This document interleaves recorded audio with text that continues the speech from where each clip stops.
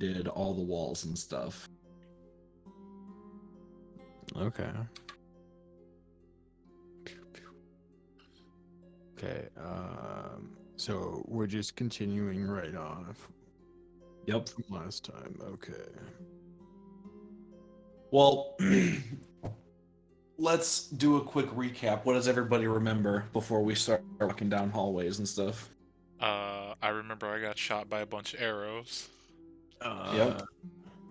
I remember the arrows Celestial just flying over my head. Yeah. Celestial Temple. We went in main room. Went in down center. Purple hallway. Purple hallway led to spinny room of many doors. And then everybody separated in different directions and killed a bunch of shit. And then the gelatinous cube. I also the only thing I don't remember is if we left the hole in the ground down or up. It is up right now. Okay. And the slot machines are Stacked by the door. And they are currently stacked by not the door back to the lobby, but the door. It's on both. I'm pretty sure because we just did enough to cover the door. Yeah, oh yeah, enough to stop them from coming through if they fucking decided to. Yeah, barricade. Hold the door. I mean, there was a shitload of them, so you know, hopefully. Hold the door. All right. And after the gelatinous cube, we're back to now. Gone, passed out.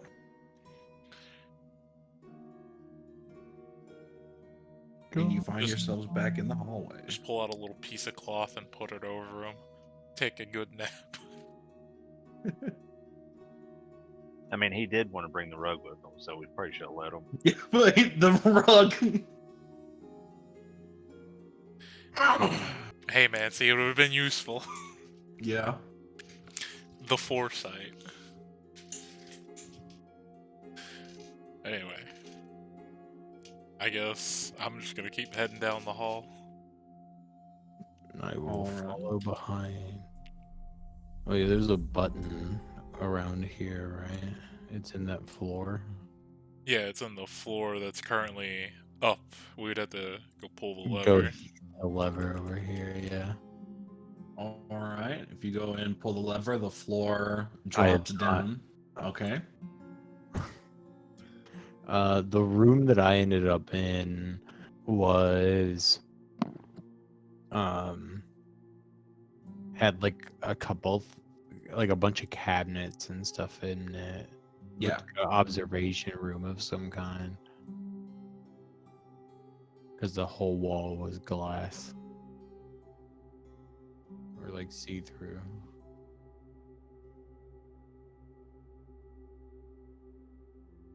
Yep. Okay, I'm not seeing the map or anything up yet. We're in the very corner, top corner-ish. Try zooming out. Yeah, it's a top right-hand corner. Okay. Yeah, we can only see what we see.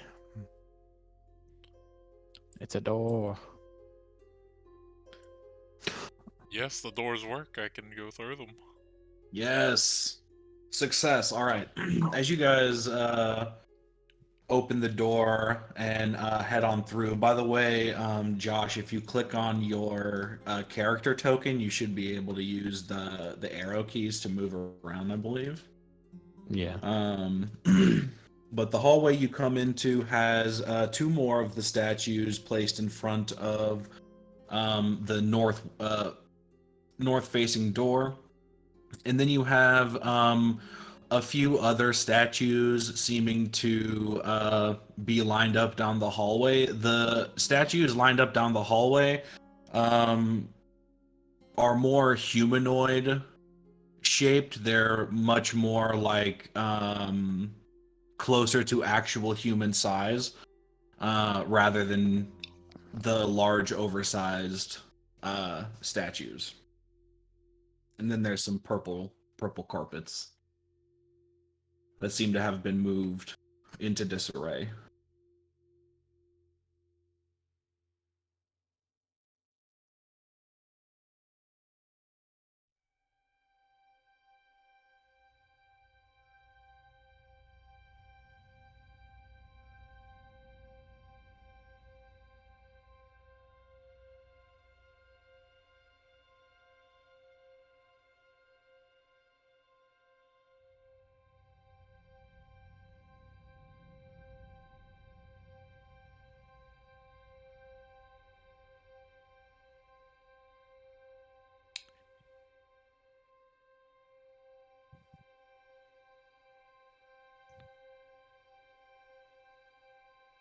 As you open this door in the hallway, you come into a room that is kind of obscured by smoke to an extent. There are a couple bookshelves that are just completely lined with books. There's some trashed wood thrown in a corner. There's a weird kind of like path of soot kind of all around the room. And then the light coming from the corner seems to be most of the source of smoke. It's a well-kept fire with a kind of makeshift metal table next to it. It all seems to be kind of like a really crude blacksmithing setup. Could I investigate what, like, you said the soot is? Like, if it's not exactly soot? Yeah, you like brush your finger across the path and it just immediately brushes off the metal floor, and you rub it between your fingers. This is most definitely just like a buildup of ash and soot. I would make mention to the others, because was there anything like this in the other room that had a bunch of fire going? No, this seems to be like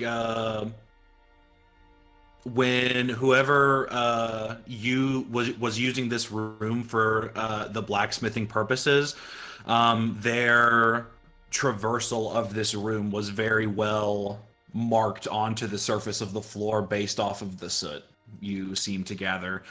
In the other room, it just seemed that they were just kind of chucking the coffins into the fire. Okay. Yeah, I guess I'd Blacksmithing. make mention to the others. Apparently, whoever used this traveled where you see the soot on the floor very frequently. What were you saying, Josh? I was just want to examine like some of the stuff that was being used for blacksmithing, the tools or weapons or whatever they were making. Yeah, you find a bunch more of those weird metal chunks that seem to have been ripped out of the floor, kind of just stacked up in front of the makeshift fire pit, as well as what seems to be charcoal. Um, then you have what seems to be like a bunch of rudimentary like iron daggers and swords and like arrow points, and then a few other miscellaneous metal objects that you can't really identify. You don't necessarily recognize.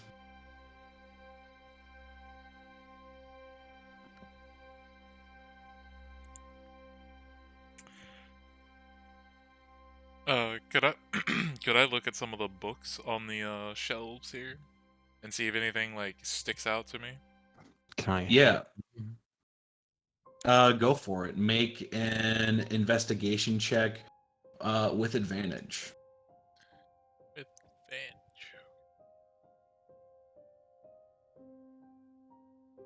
Probably have to roll it. No, yeah. 20. All right. As you look around the bookshelves, you see that they're pretty pristine. Like there's almost no soot buildup on them other than dust.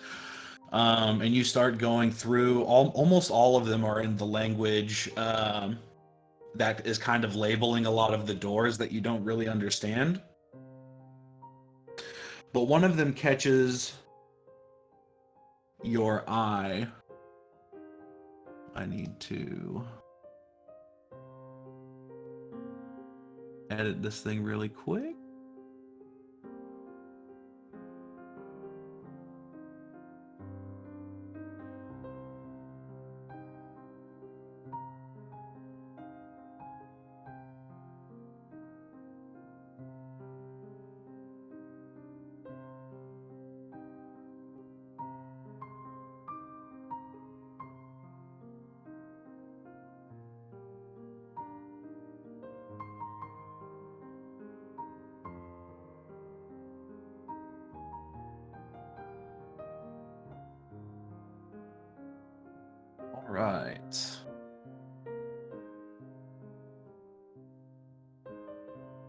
you guys find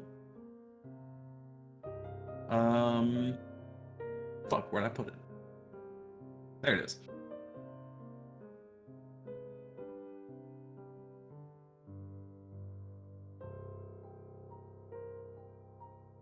You find a strange book with a horrifying looking face bound into the leather, and it is tightly bound up. You are what class are you? I'm a warlock. All right, you you recognize it immediately as a spell book, but you also know that most people don't just put a spell book willy-nilly on a random bookshelf, so you're kind of hesitant to open it. And what is it like when you said it's bound? Is it bound by like leather straps or chains or what? It's bound by leather straps, but I was more referencing the the kind of horrified face in the binding of the leather, like the hard cover of the book, essentially, is what the face is carved in. Well, okay. Upon picking it up and seeing the face and seeing that this is something that's not normal, I would turn to my robot companion and be like, "Hey, you ever seen anything like this? I mean, I know what it is, but I've never seen one like this before." Have I seen one of these before? You have seen many spell books before, but none quite like this. Make a Arcana check. Sure. Can I give myself guidance? Go for it at advantage, That's not or what- whatever guidance does. +4, A D4. plus D4. All right. Let's see. Got a 15 plus a D4. 19. I don't know. Let me see something really quick.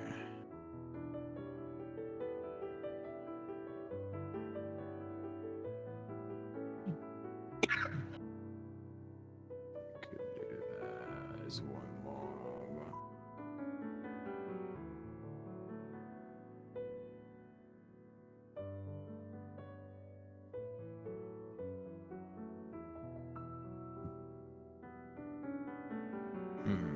Okay, so I will use this as well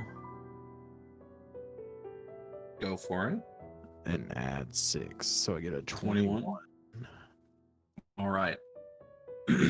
You have heard tales of spell books like this, and you have read about them maybe once. And you cannot believe that you can actually remember this. But spell books that have these faces with horrified expressions carved into them usually tend to be trap spell books that whenever they are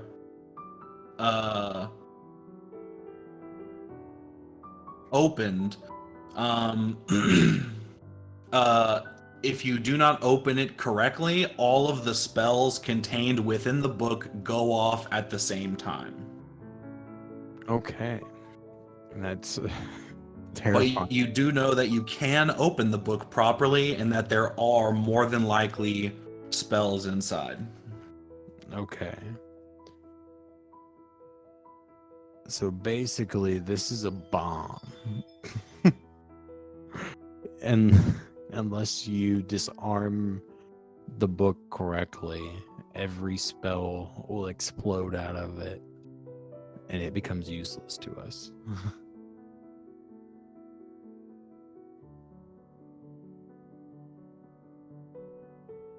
So, until we can find a way to open it, we should wait.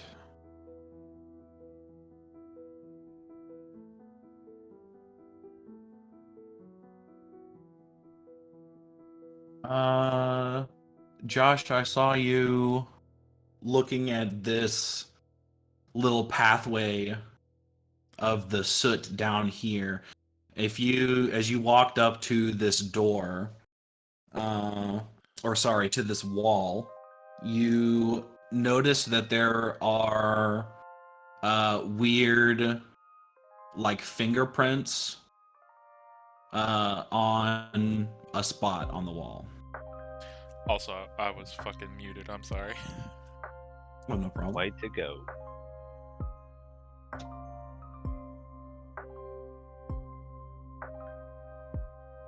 I would like to investigate the fingerprints.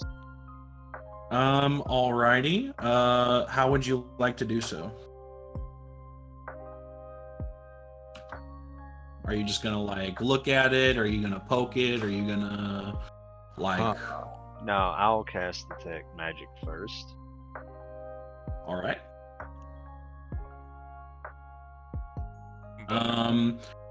Go ahead.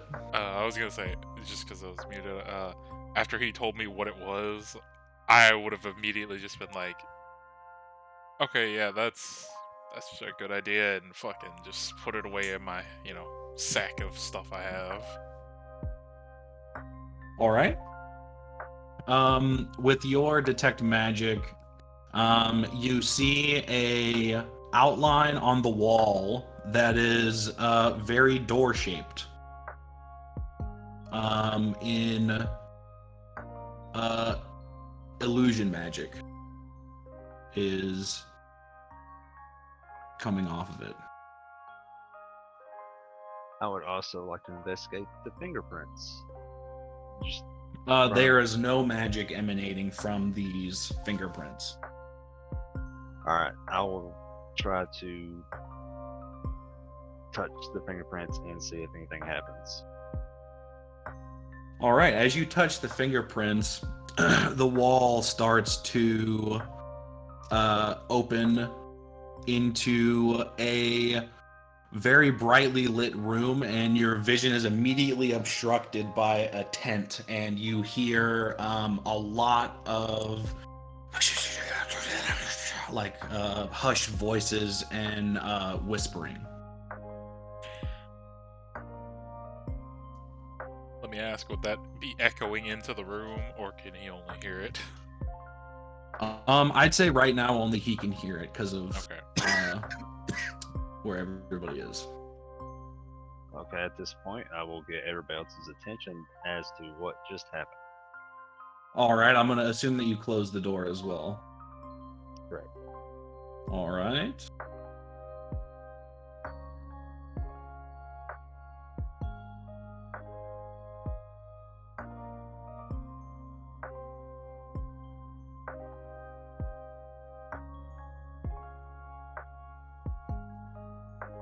I'll let you guys know about the door and the hushed whispers and proceed to figure out what to do from here. Upon hearing that, what I remember, that's the exact thing I heard in the room I entered that I was worried about before. It definitely sounds familiar, and if you go over and put your ear up to the spot on the wall where he said a door is, you definitely recognize it as distinctly the same sound. Yeah, I would tell them that's the room I believe there's like a whole bunch of enemies in that we stacked all the stuff in front of before. Well, there's 4 other doors out of here.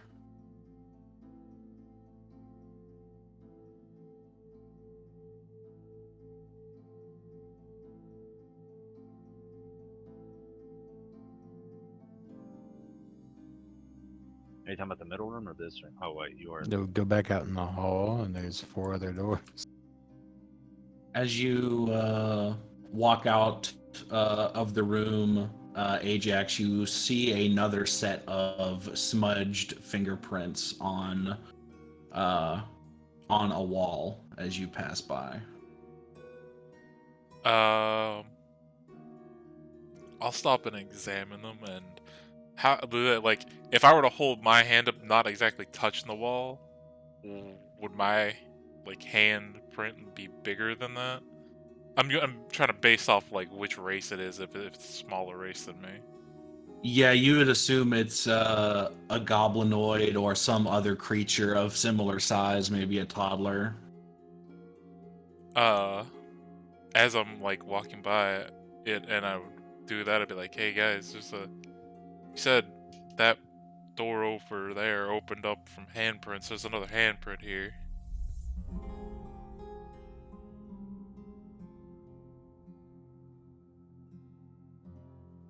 Do you hear anything close to that wall where the handprint would be?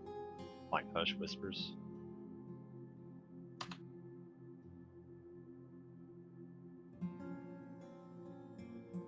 No, Where exactly is it at in this room where I would see it? right here. Okay. It is at this weird, cocked, angled wall that doesn't match the rest of the room.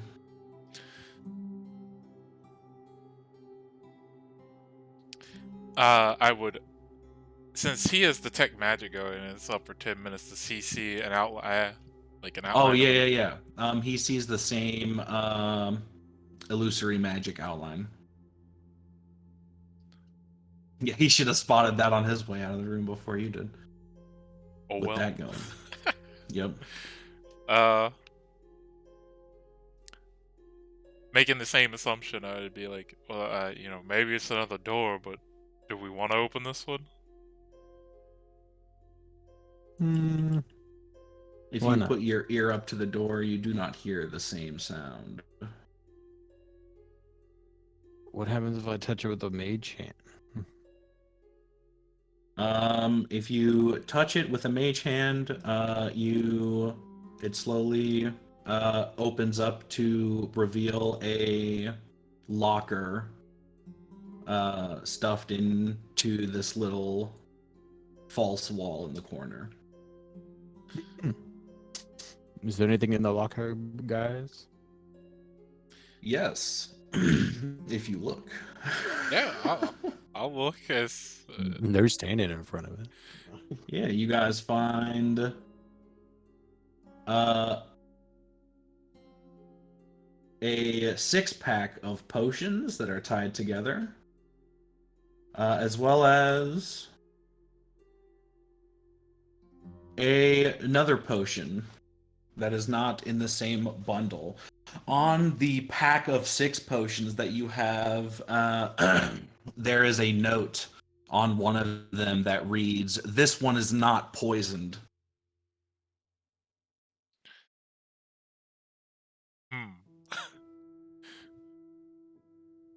Interesting. So,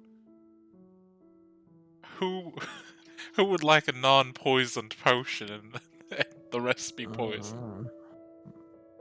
I'll take the poisoned ones. As you guys are looking around and talking back and forth, you glance down back at the pack of potions, and you realize that the note has mysteriously moved to a different bottle.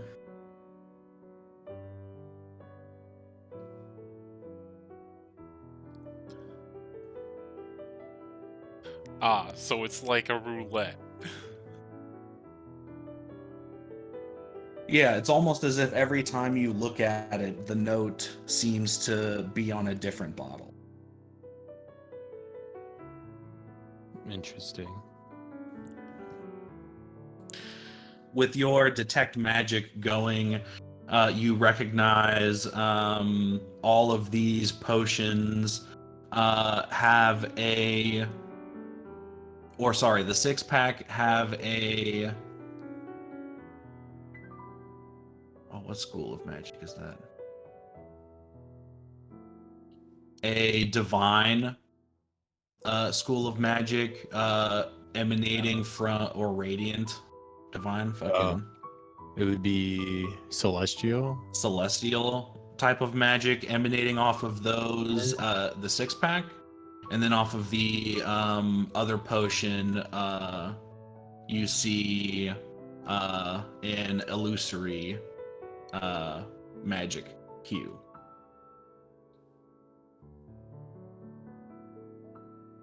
Well, since I'm holding both of them, I'll be like, I guess anybody who wants the 6-pack can have it.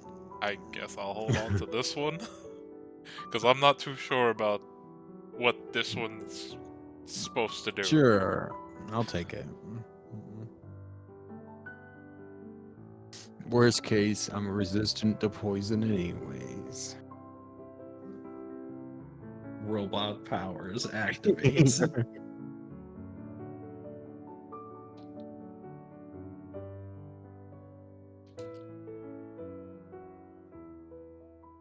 So, mysterious potion.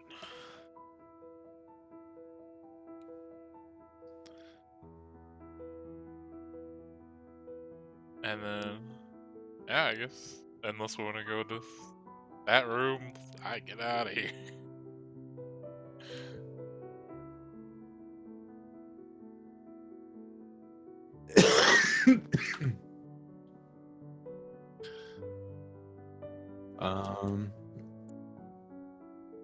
Since want the to whispers split up? were down, we should go up.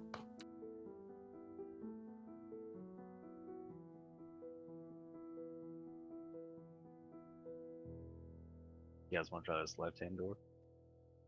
I say straight up. Seems like I'm the deciding factor. Let's see. I'll roll a... We'll see. Let's just do a coin flip. D4. 3 and 4 we go top. 1 and 2 we go left. Left it is. I'm with the dwarf man. Okay. Can I investigate for traps? Yes. Roll an investigation check. All right. As you check the door for traps, you do not see anything out of place or any strange triggers that indicate that the door is in fact trapped. All right.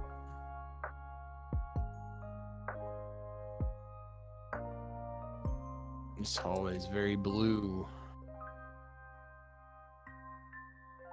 As you walk through the hallway, this strange blue light seems to be emanating from the wall itself. Hmm.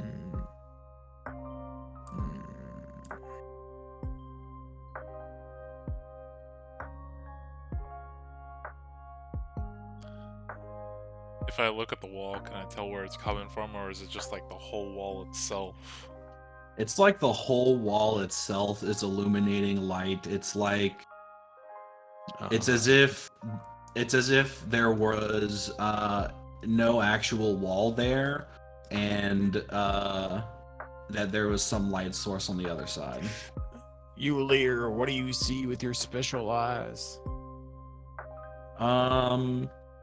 You looking at the wall, Ulir would see that it just looks like a normal wall. There's no immediate type of magic that you can tell, but as you really squint in and start to focus, you can kind of almost see some illusory and transmutation auras on the other side of the wall.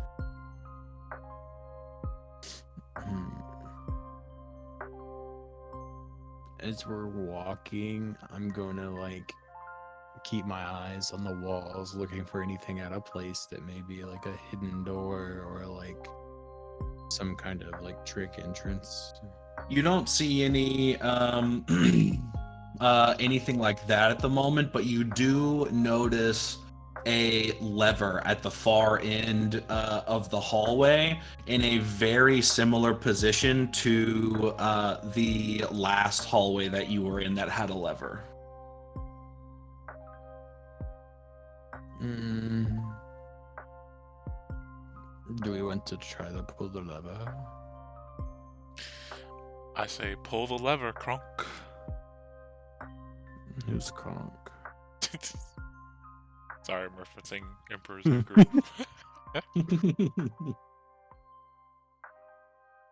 Who is this Kronk you speak of? Kuzco. Fucking, I always get the name wrong.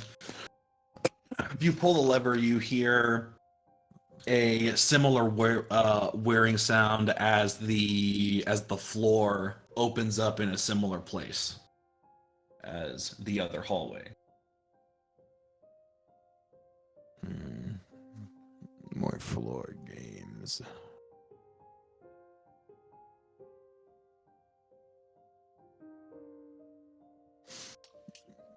This seems to be leading us back down towards the whispers. Well, I mean, we can circle back.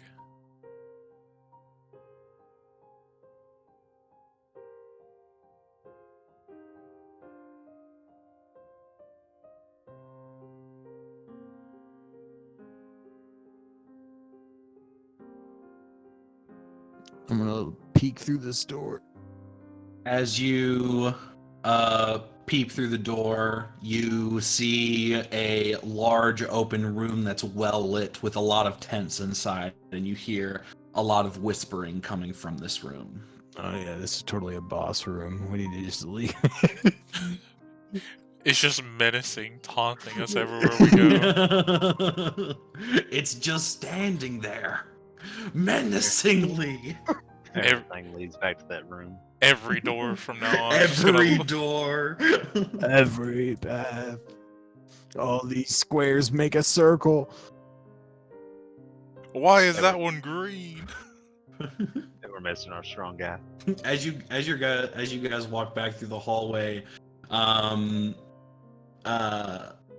you trip and fall into the hole in the floor.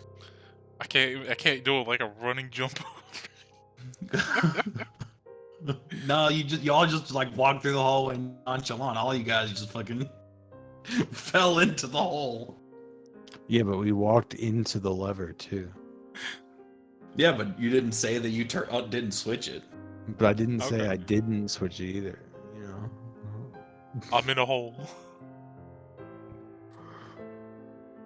There's a panel of 4 strange recesses on the side of the wall. I just be don't like, see a well, hole anywhere.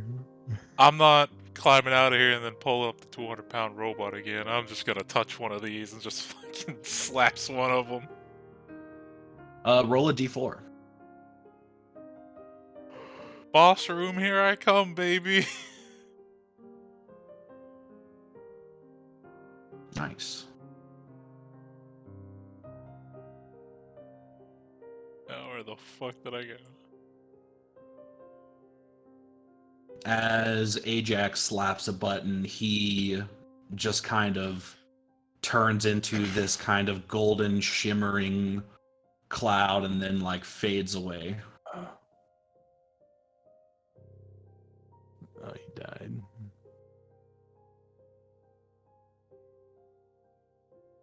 And more like he vanished. Or teleported.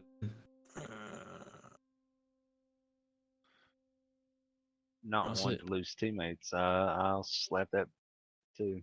Roll a d4. For the same button? Oh, are you slapping the same button or a random button? Random. All right. Embrace Oh. it. I like that. Ballsy. Okay. You find yourself alone in a hole.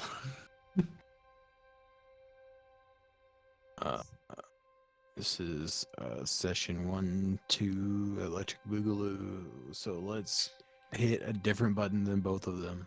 All right. Roll a d4. Okay. Nice.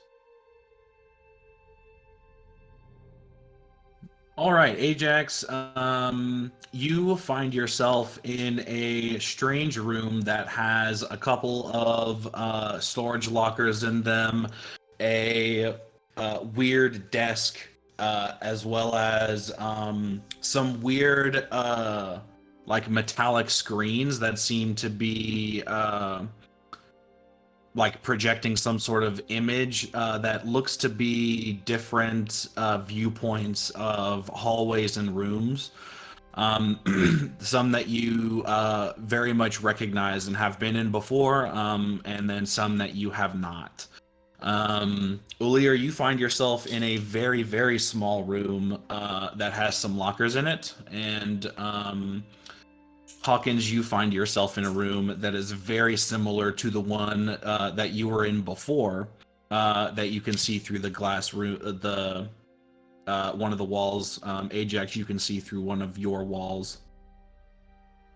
And it's basically the same, but it's not definitely a different one. Okay. What's in this locker? Yeah, like as I'm walking through and Alright. able to see through the stuff, could I like make the assumption that like somebody's probably been watching us? You make an investigation check. And while he's doing that, what would you like to do, Dan? Investigate. Same type of investigation, or This locker. Oh, okay. In that locker, you find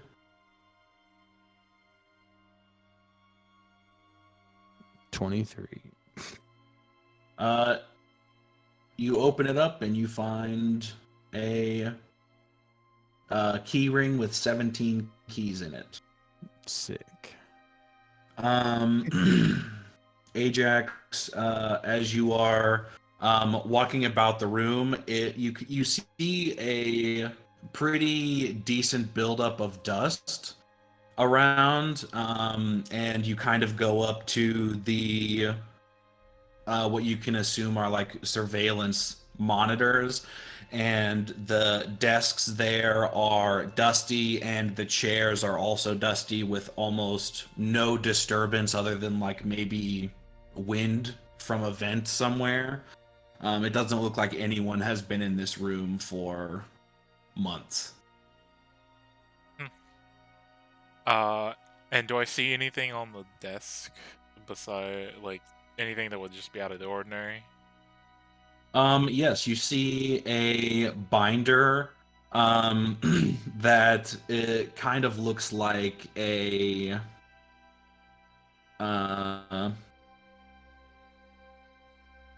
kind of like a checklist or like to-do list, or like it's really hard to tell because it's in that same language that you can't read. That's kind of all over the place, but you think it's pretty important. Well then I will just, stuff it in my bag with the rest of my stuff since I can't read it. All right. I would like to investigate the room that I'm in because it looks special.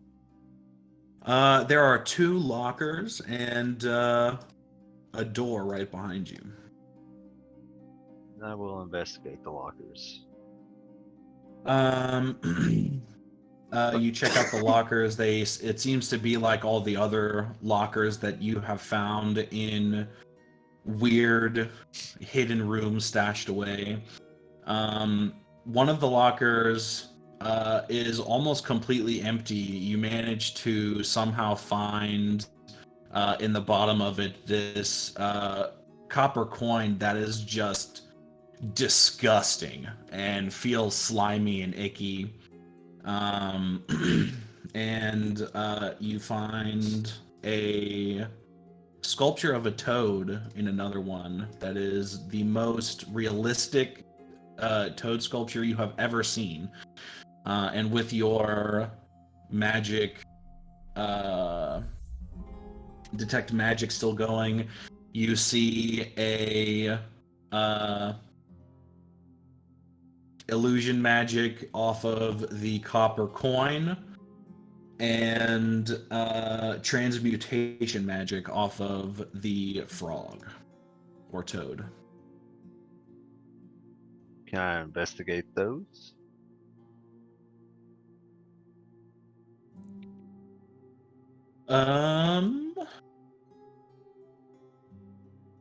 Roll a investigation check.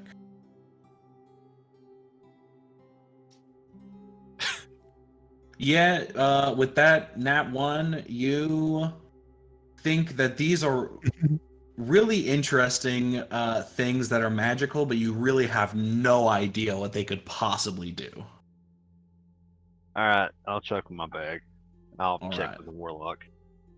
The door is unlocked, and it opens up into a very large room, and you can see a robot a couple of robots down the corridor, kind of putting plates at tables, and there's a large fire in kind of the right middle of the room that seems to have a lot of like strange square boxes in the fire. I'll investigate that. All right, as you walk up into the room, you've definitely been in this room before. This is that really big room where they were burning the coffins in. And nearby is the hallway that you first encountered the cube in with a sleeping Gom, as well as another hallway leading back to the spinny room.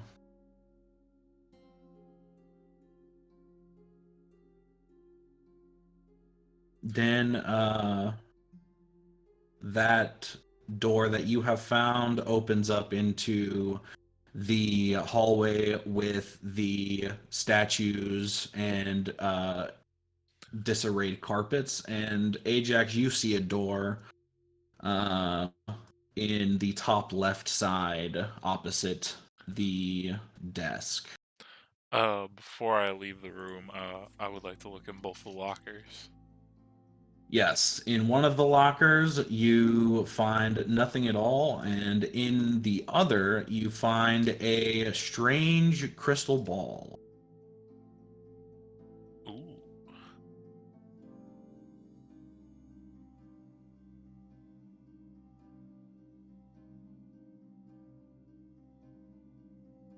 Let me put that in my stuff here.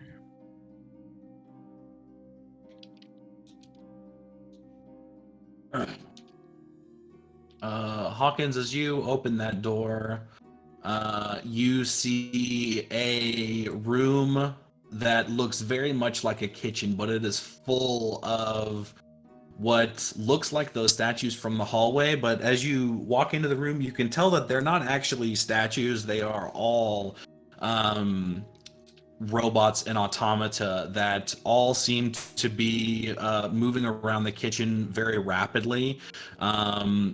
Some of them standing in places that don't seem to actually have workstations, and they're just kind of like acting out as if they're doing things with a bunch of like food scraps thrown around. A couple workstations do have tables that the robots are properly preparing food at. But they all seem to be moving around, doing their own thing, and not really paying any mind to you. If I try to communicate with them, do they respond to me at all?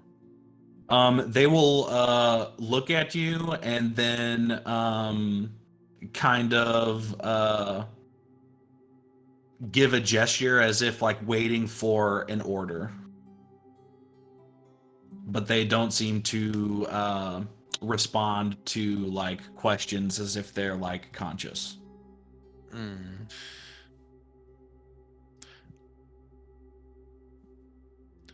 Ajax, if you open that door, you are immediately stuck with a desk, and you see a kitchen and Hawking's kind of walking around with a bunch of other robots that are kind of just haphazardly preparing food and just doing weird crap.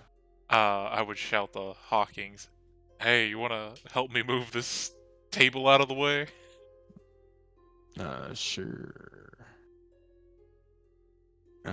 I go over and like grab the table, but I like am not very helpful.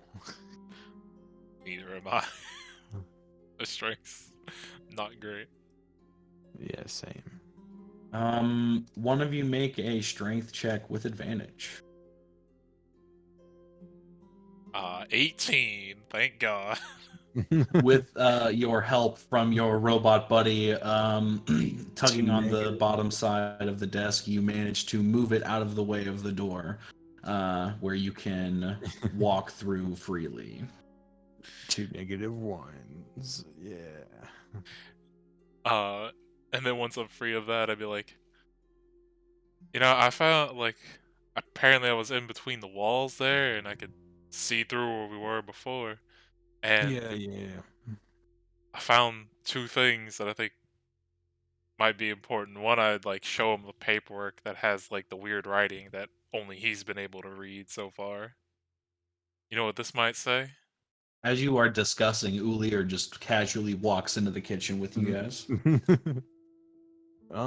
I can't really read the language. I just sometimes get like flashes of words.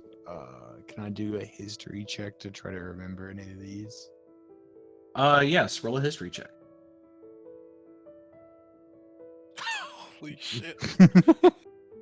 With that history check, you are really drawing a blank on everything you learned in class, but you do remember that weird case that you found in another one of the hidden rooms that kind of had a weird eye symbol on it, along with the language that you guys can't read.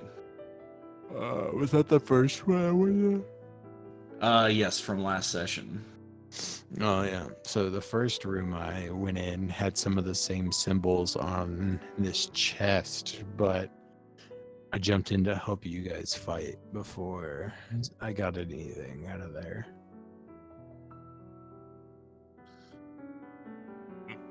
Well, then, I guess I'll hold go on back to this. for it. And then I'd also show him the crystal ball and tell him I found this in one of the lockers. Oh, that's interesting. And since I'm a more up close and personal kind of guy, do you want to hold on to it? Because, Sure. I don't want to get it broke. Ulir, you see a divination magic kind of aura coming off of the crystal ball. And with that, your detect magic spell reaches the end of its duration. Can I just put the crystal ball inside my body? Probably, but I don't think you could fit anything else inside your body. That's fine.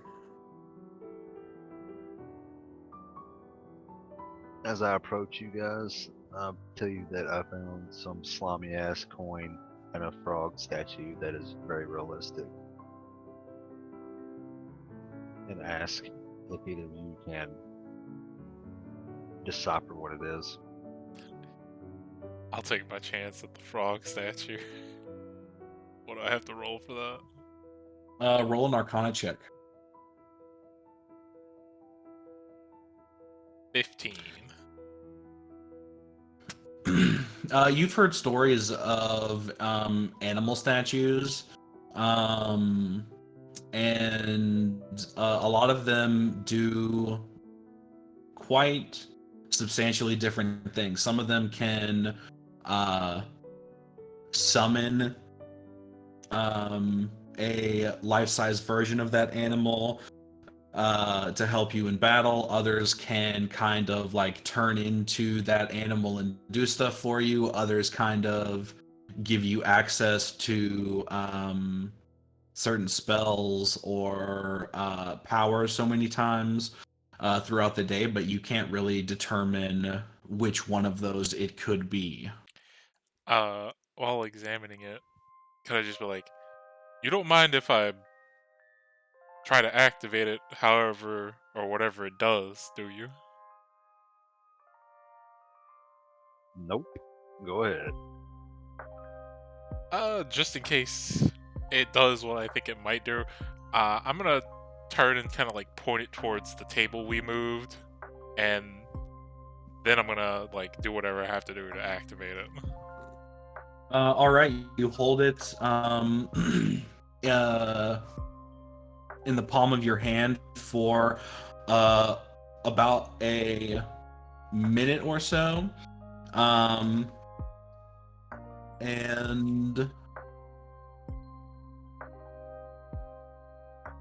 the temperature of the toad seems to warm, and the kind of sculpturesque nature seems to fade away, and it seems to come alive, turning back into a regular toad that just sits there in the palm of your hand as you kind of are like pointing it at this table with some kind of intent for something to happen. It kind of hops out of your hand and then just kind of like sits on the table and turns around and looks at you.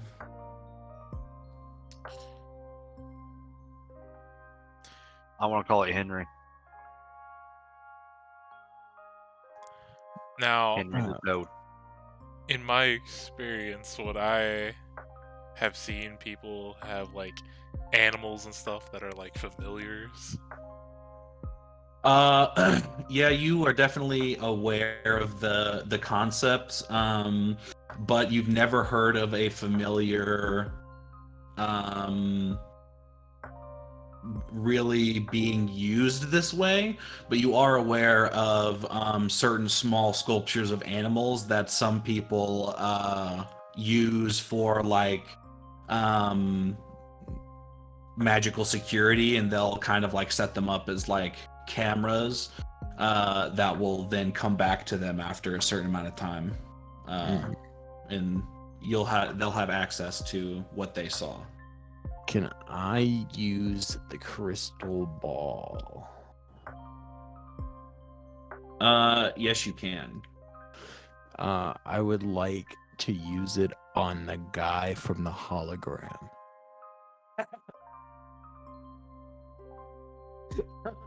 Okay.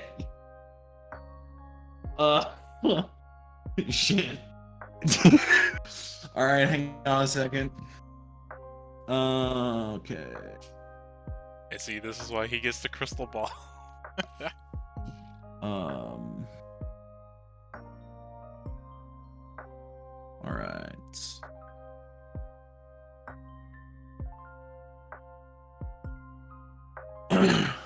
All right. Any more questions about the coin or the toad or any of the other stuff before I Yeah, get the into this scrying? The scrying takes 10 minutes to cast, so Yeah. In that time while he's doing that, I would say, since he called it Henry, I'd be like, to test it, see if it's a familiar, I'd be like, hey, Henry, jump back over here. Yeah, I'd And hold up my palm. he hops right back into your palm. Be like, oh, okay. And then I'd turn around to Ulir and be like, it might be a familiar, although I'm not sure though. But he's yours. I would hoist the toad up to my shoulder. And it will hop onto your shoulder and sit there contently.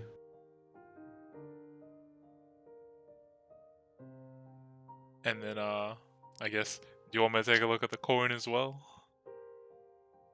Yes. Roll an Arcana for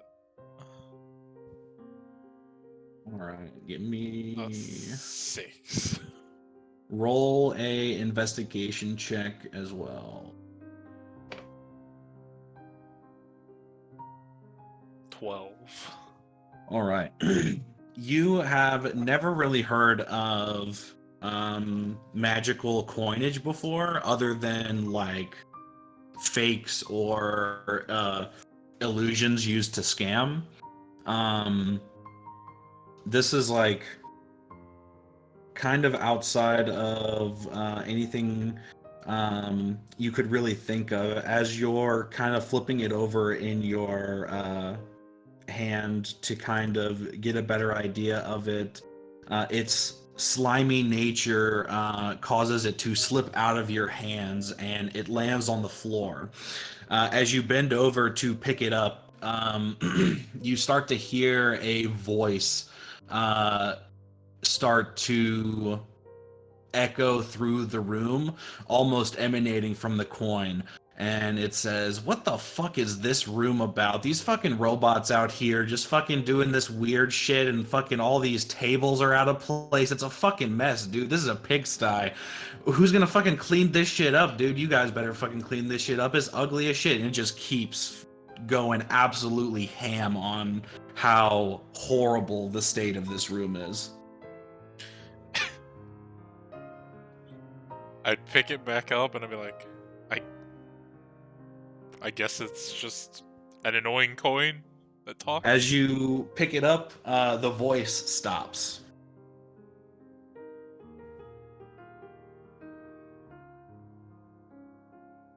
Well, that's very interesting, I guess.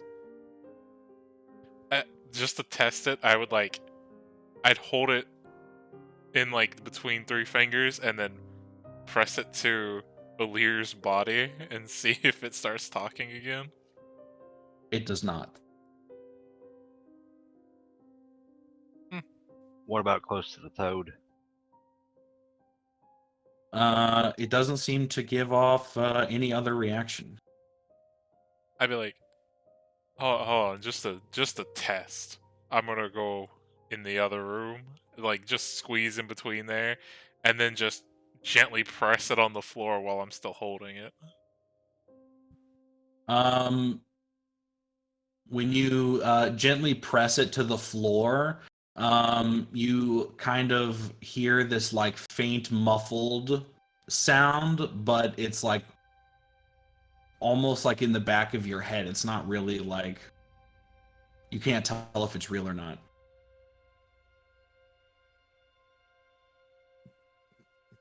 Okay, then I fully let go of it and let it just hit the floor.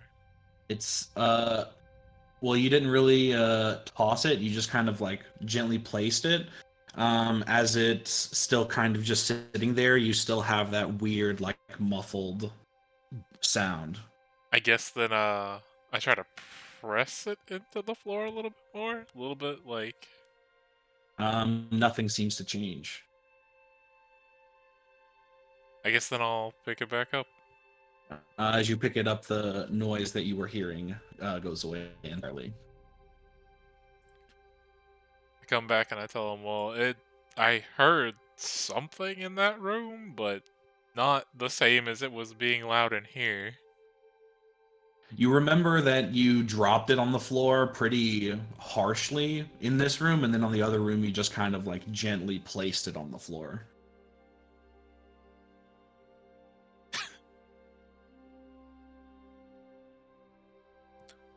Okay, then I guess, how about if I just turn around and at the open door, chunk it at the open door and make it where it'll like angle and hit the floor? After hearing like a couple of tings and it come to a rest in the other room, you kind of hear off in the distance, "What the fuck is with this dusty ass room, dude? This shit is fucking awful. Like, who's been here? Like, who's ever gonna dust this shit?" And it just keeps going. I go pick it up. And the bashing of the room stops.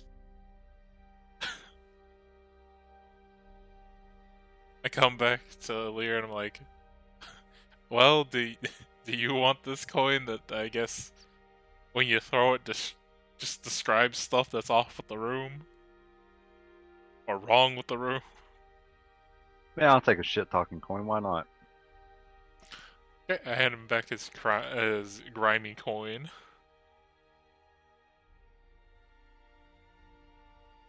All right.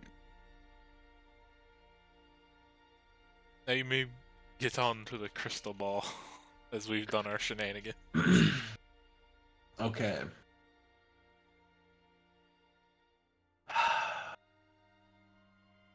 As you focus in on this orb, roll an insight check.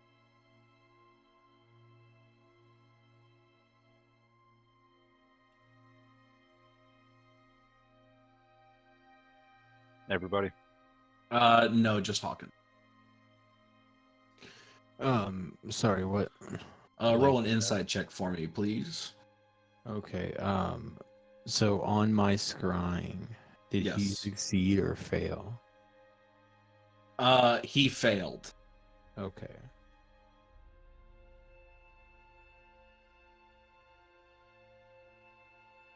All right.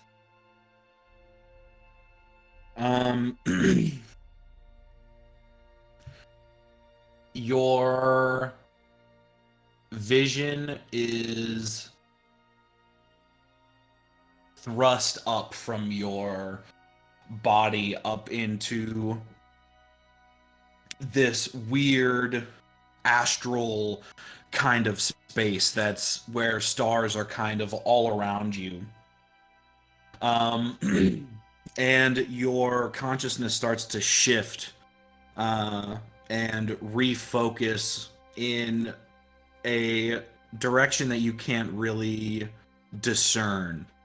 And your vision, as it starts to focus in, your consciousness kind of starts to drift forward, and the stars fade away behind your vision, and you come into this very dark room that is illuminated from one side by a lot of monitors that are very similar to ones that you have already seen before. And you see the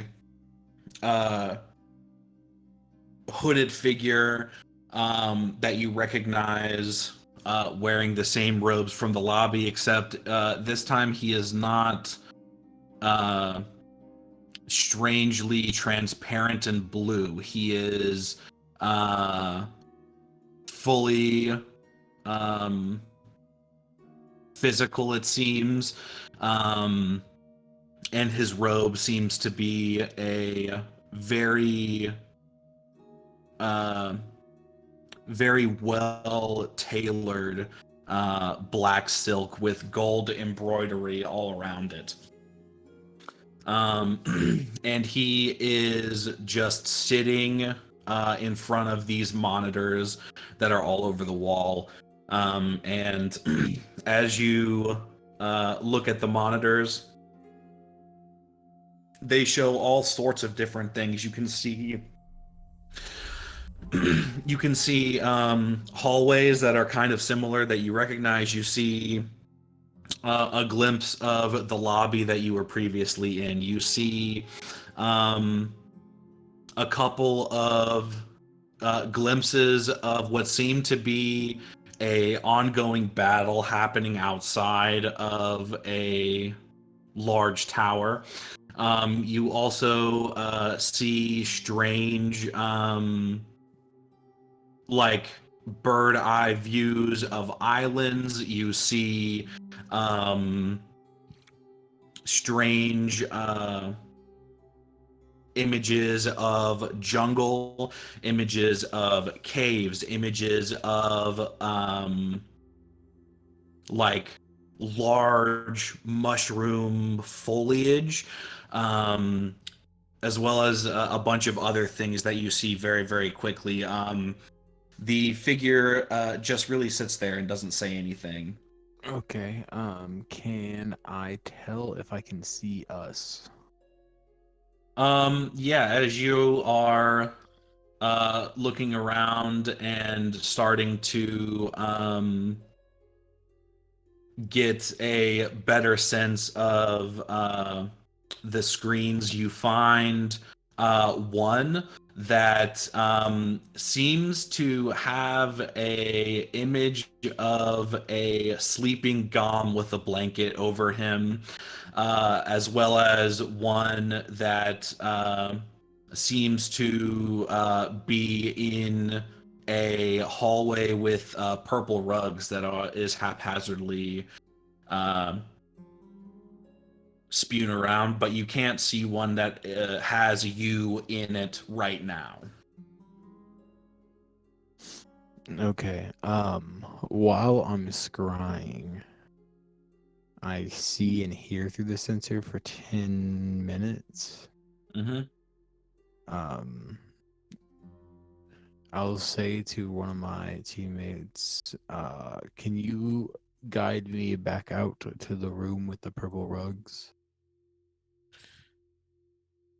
Sure. I will. Yeah, just I guess drag him or Yeah. whatever I have to do.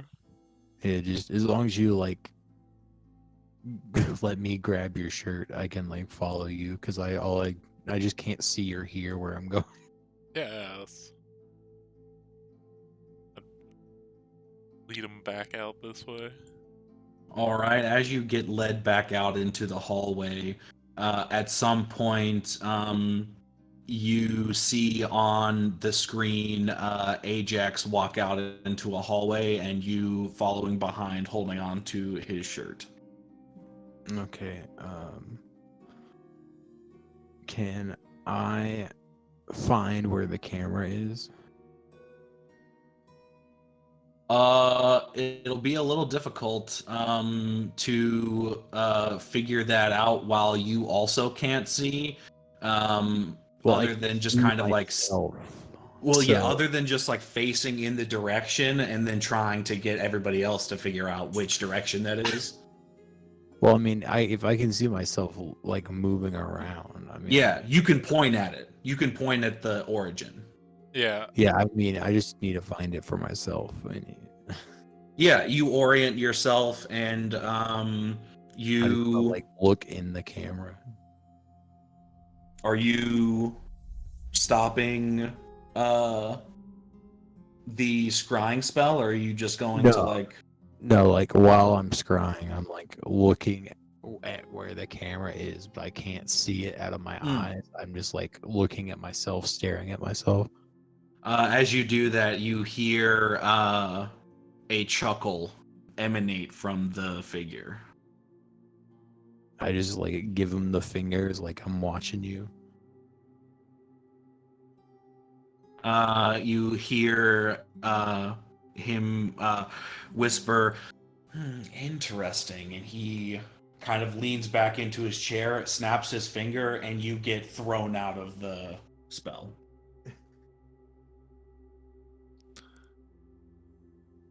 Okay. I think I found our benefactor.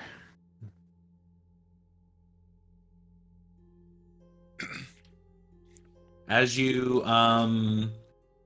snap out of it, you realize that you are looking directly into the face of one of the large statues uh, at the north door in the hallway.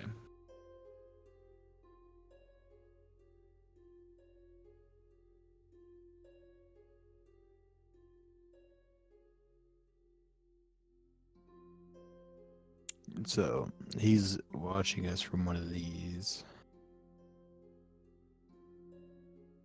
I mean, should we break it? If we do, he can't see us in this room.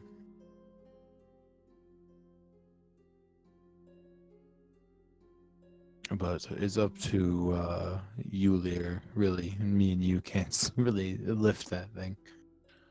I mean, I can try to hit it with my glaive.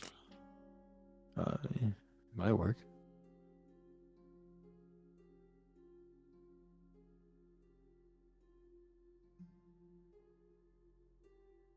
Yeah, can I try to hit it with the backside of my glaive? Yeah, make an attack roll with advantage. 26.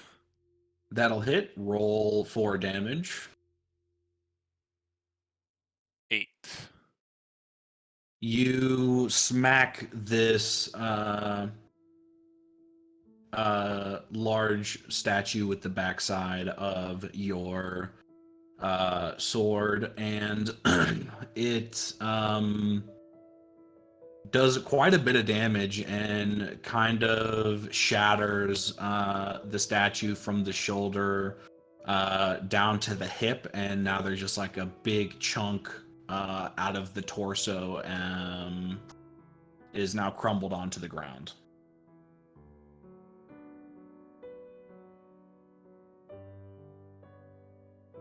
These statues are like the rest of them in the hallways and other places that we've been. I wonder if they are related in some way. In like the rubble of the statue, is there anything that we see that stands out? No. Okay. The statue is still standing. It's you only broke off like, I'd say like a fourth of it. Can I see inside the statue? No, it is solid. Ah, okay.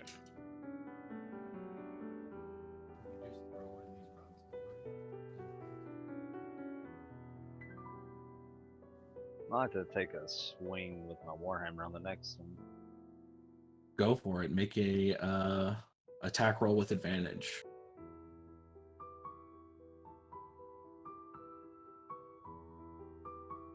$21 will hit. Roll damage.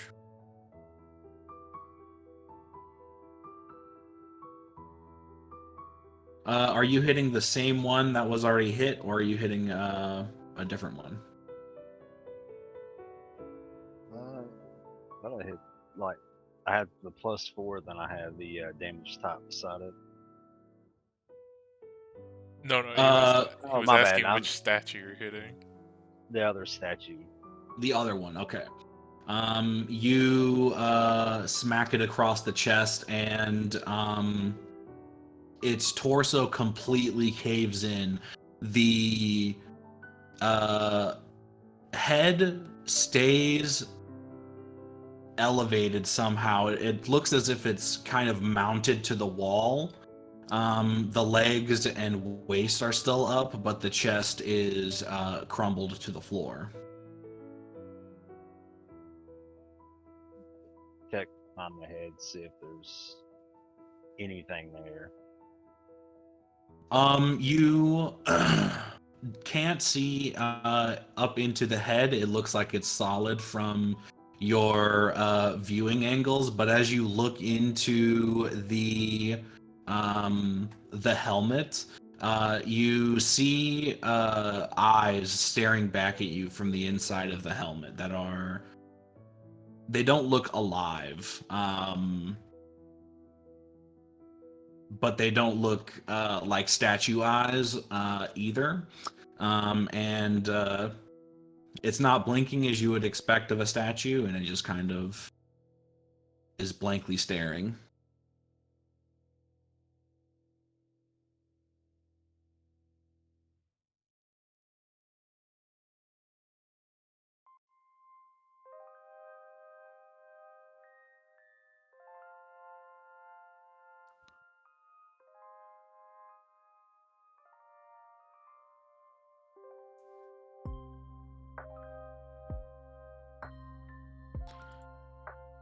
So what do we want to do? We want to keep destroying these, or do we just want to move on?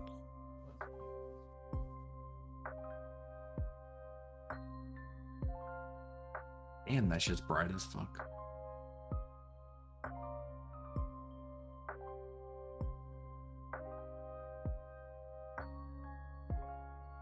I'm okay with moving on. All right, as you open the door into this room, how are you opening the door? Are you doing it just like open the door? Are you being stealthy about it? Are you checking for traps? And who is opening the door? I got a 4. All right. I would assume he's opening up the door. Because I was preoccupied with the statue. Same. Yeah, I was just kind of trying to peep at the door. I am currently trying to tone down how fucking bright this room is. That's the best I can do for now. Oh, I can do this. Oh yeah, that's Obviously. much better. Okay.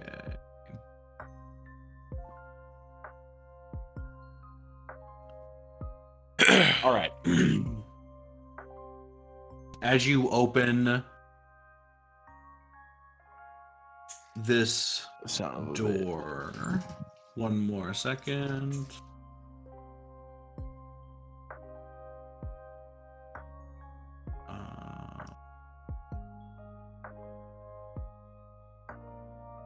I got a 6.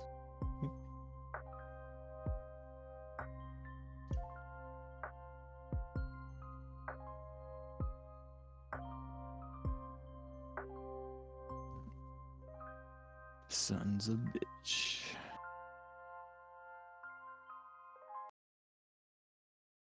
No. No.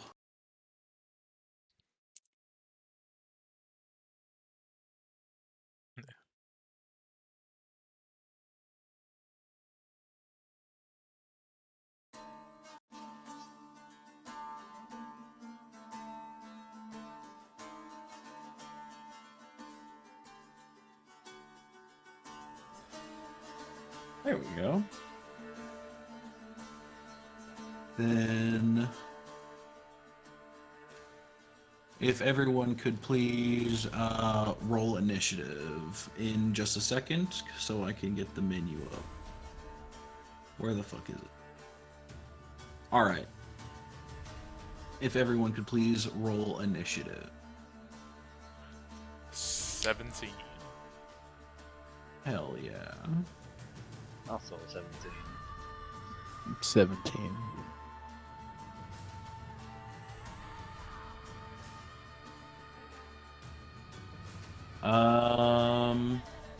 How do I roll initiative for fucking creatures again?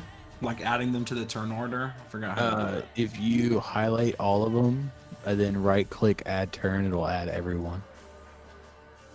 Okay. But you'll have to roll them each individually, you know. Ah yes, the torches. They shall have their own move. I like how we all three got 17. Yeah, that's pretty impressive. Consistency. It's like the natural ones, man. You know, they're just gonna. This is the weird occurrences of the night.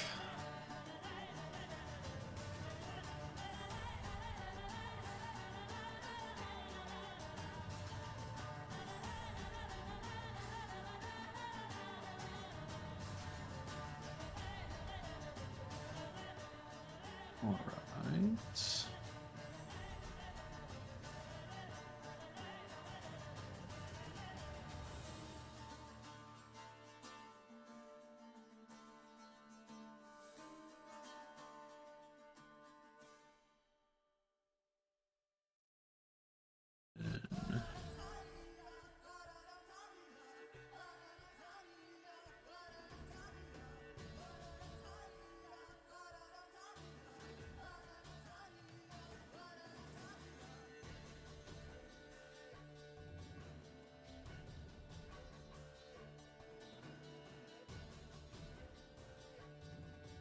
Nice.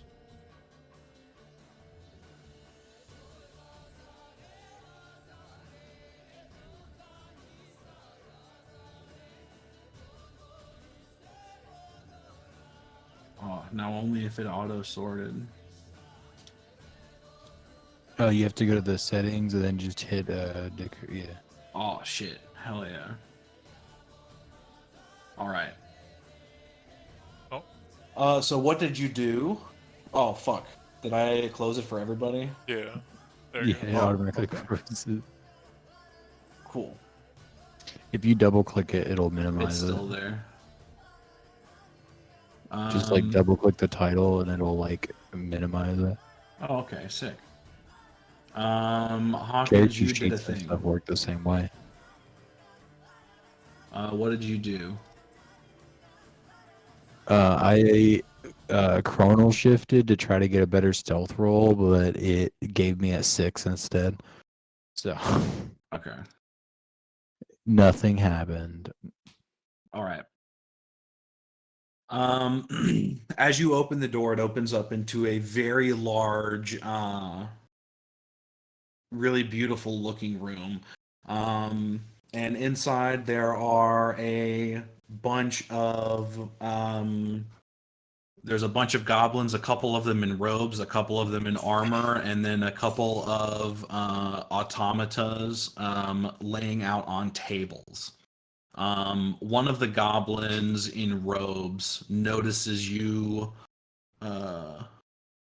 open the door, and you hear him yell out some shit in Goblin.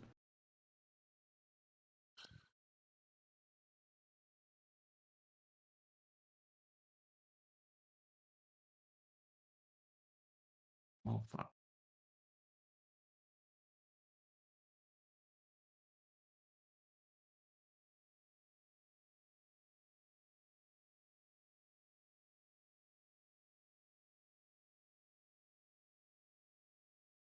Then, okay.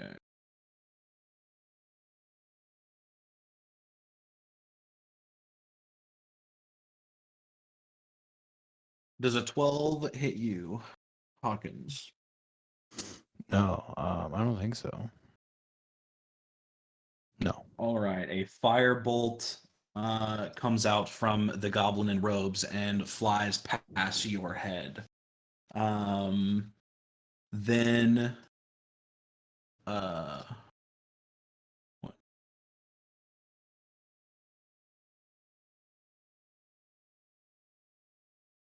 That one runs at you. A goblin off in the side of the room turns around and books it. And starts to squirm his way into some books behind.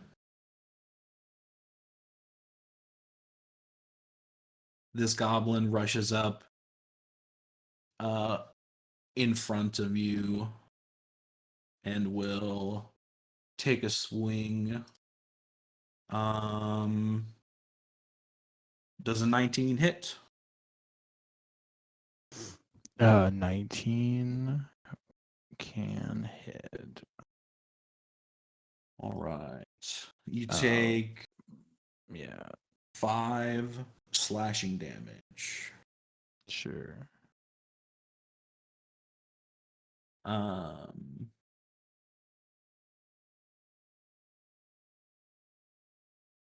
Then that will a 16 hit? Yeah.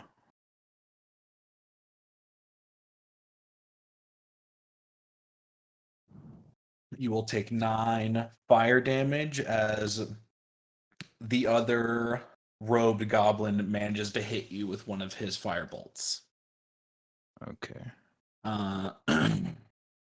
Now, Hawkins, it is your turn. Chill out.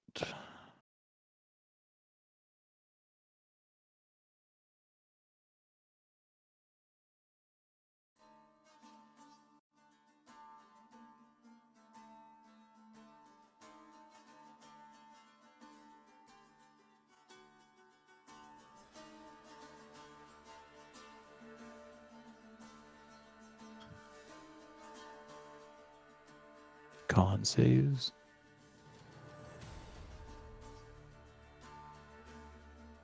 Honestly, I want to sidestep here and then cast like this way. All right. So I'll hit like this group of people.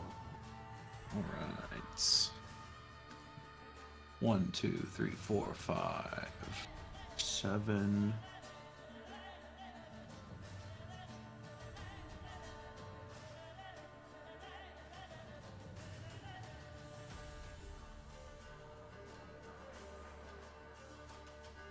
Nah, I'm gonna fucking just do it all as one. They all fail. Okay.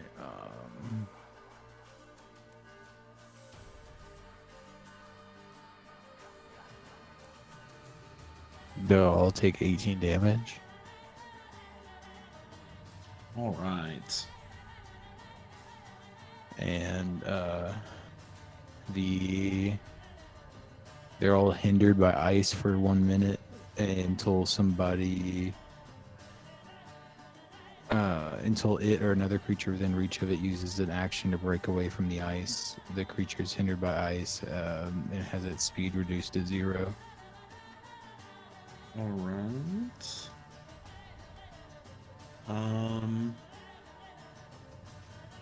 3 goblins freeze completely solid.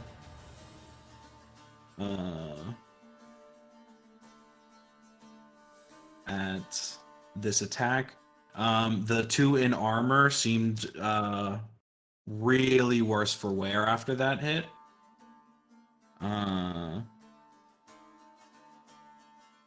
The automata hit by it seemed pretty frosty. But you can't tell that they took that much damage. Alright.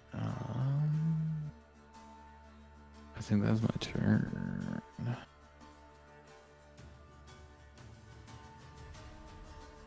Yep. All right, Ulir. Step into the room.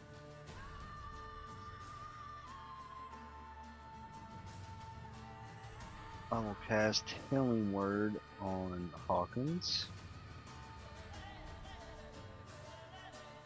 All right.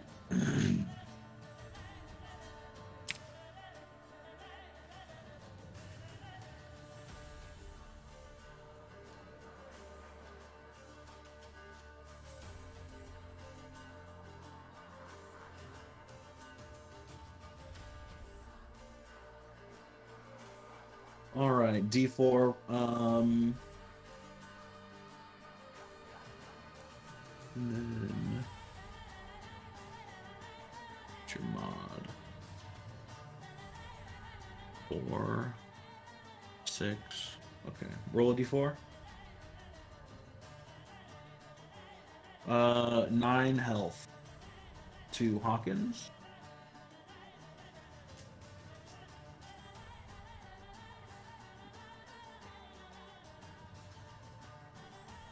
Do I have one action left, like a? Yes, you do. That's a healing word's a bonus action. Oh fuck.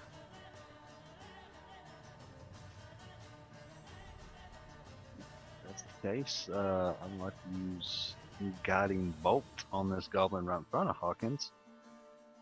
All right.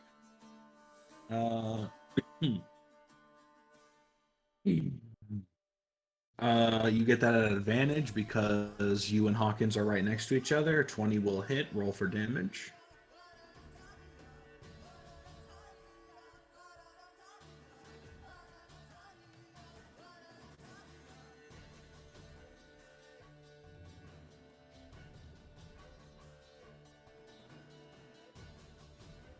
Looks like 18 radiant. All right. The goblin explodes, burning in holy fire.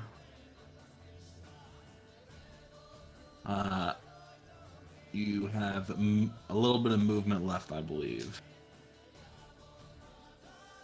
No, I'm going to shimmy to the right and get out the doorway. All right. Ajax. I'm gonna walk into the room and then assess what I can see, and then go from there. And go for the closest targets. I'm gonna run over here and like. I assume this is like a bar type thing, right?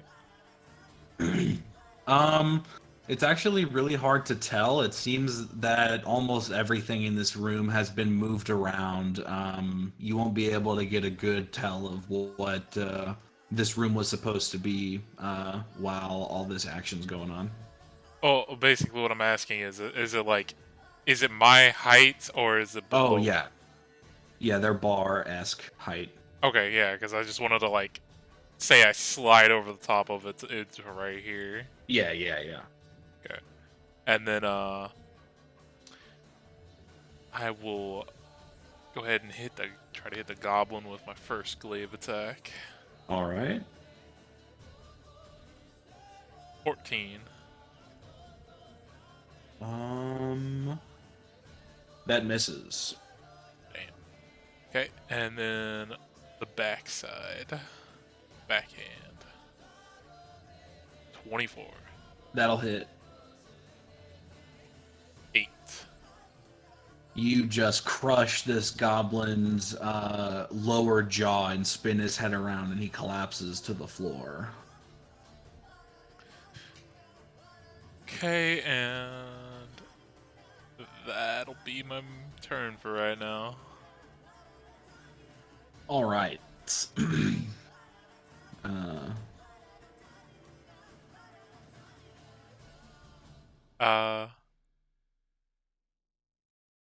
All of the robots get up and use their movement to move closer to Ajax.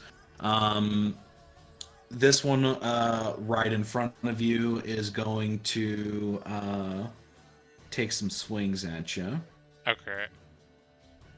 As they approach, if I notice they're like coming threateningly, I would like to use my reaction because I do have. Can I do that? Yes, as they enter my attack range, I can do an opportunity attack on them. None of them actually have enough movement to get into your attack range, other than the one that was already there. I do have reach 10 foot. Oh, then yes, you can smack those. Because of glaive. Yeah. So yeah, I'll get one swing off. 25. That'll hit. 11.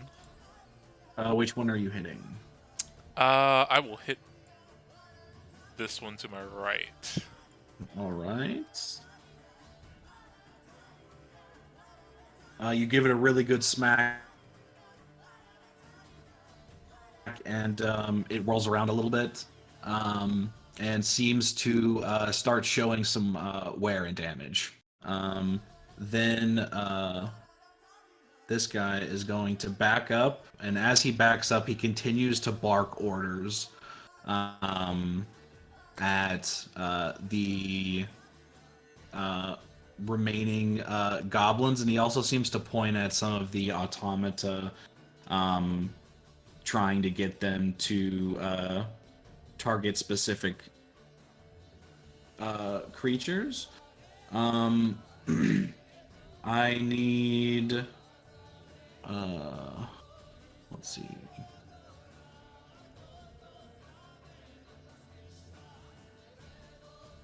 I need everyone to make a dexterity saving throw, please. My favorite. A 4. Oof. Oof. Ulir and Hawkins. 19, nice. Dexterity saving. Yes.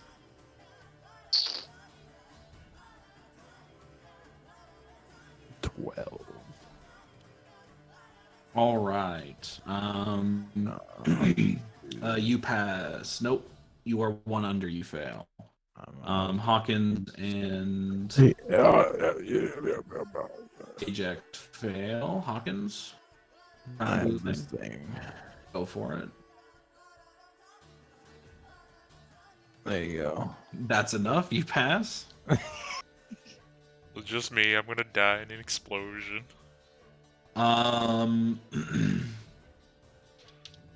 Ajax, you take 10 fire damage.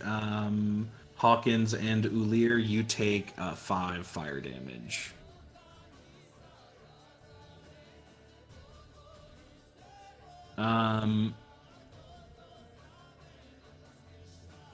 Is that fucker still on the map layer?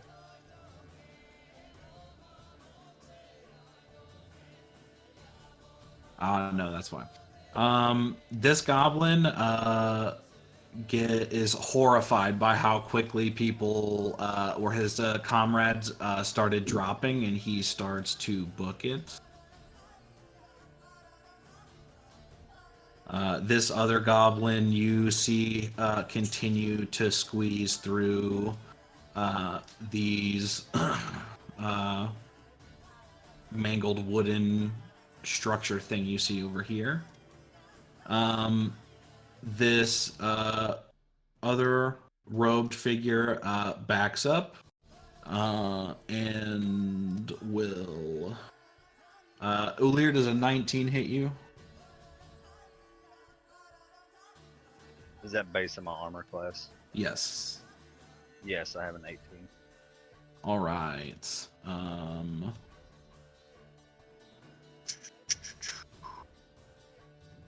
You will take another 5 fire damage. Oh, I did it again. And then back to Hawkins. All right.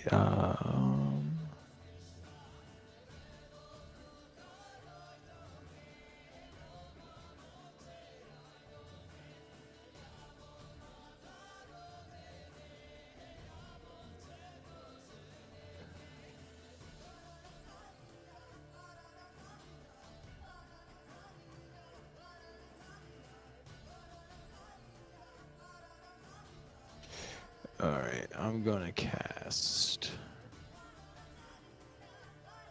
Magnify Gravity.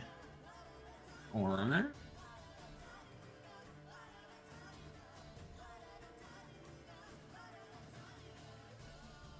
So,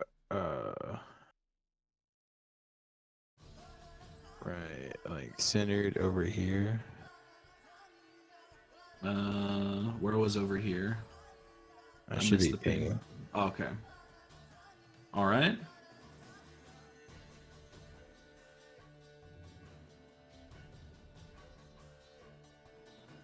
It should You just be. might actually be able to hit literally everybody except for like these outer two. Well, let me see the range. What's that? 60 foot.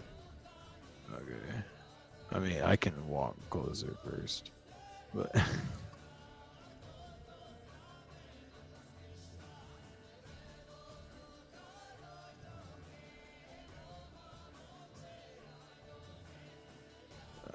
That's 10.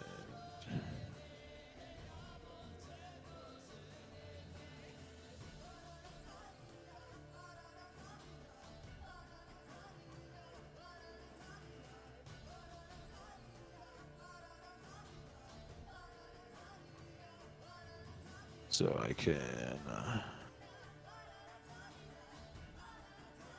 put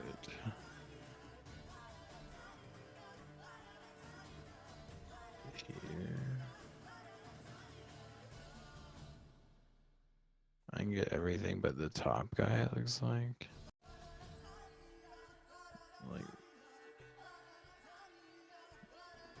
Like everything but that guy. All right.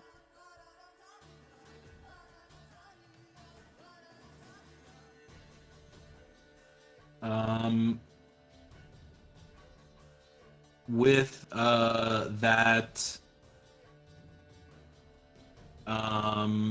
you hear a horrendous sound of crunching of bone and lacerating of flesh as a mass of bodies crush into the ground under their own weight.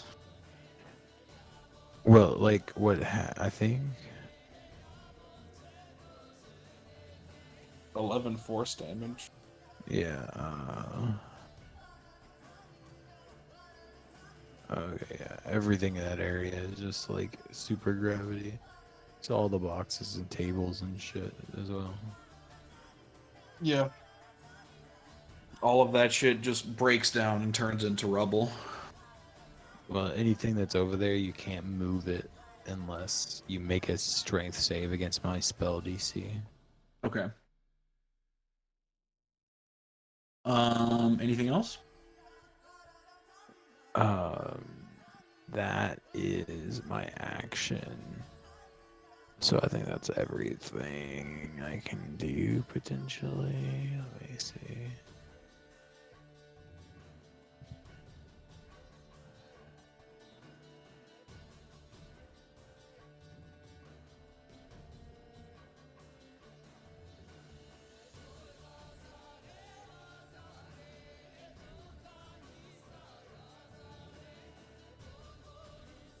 Yeah, I'm good. All right, Ulir.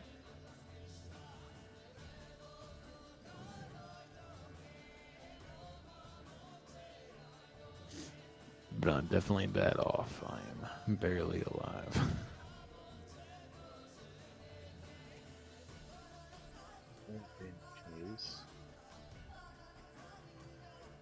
Cast Cure Wounds on Hawkins.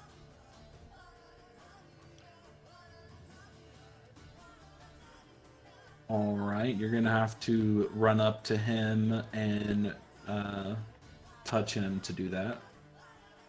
Unless he can run 45 or 35. Or yeah, 40. Instead of that, let's use Healing Word. All right. Roll a d4. Step up to D2.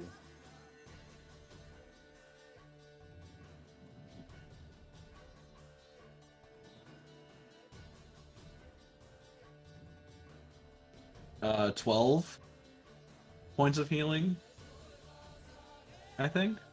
I think it's only 1d4. Yeah. Yeah, but he gets his spell mod on it, which Okay. is 7, I think.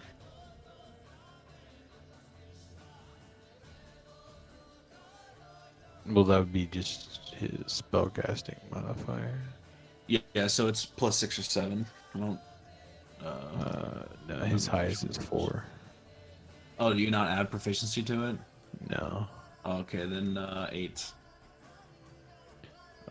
What kind of cleric is he?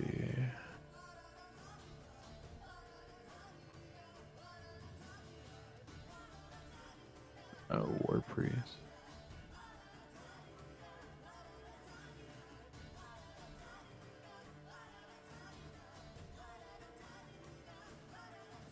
Yeah.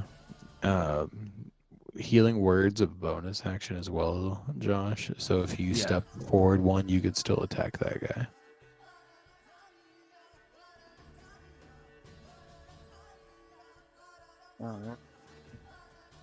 Cast Guiding Bolt on that guy.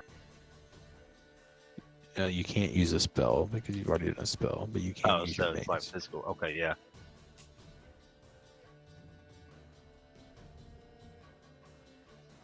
$13 hits.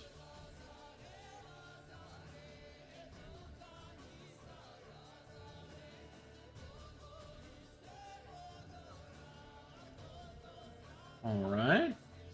You hit him pretty good across the chest, and it gives him a nice little dent. Ajax, it is your turn. Okay, the one in front of me, I am gonna smack with my glaive. All right.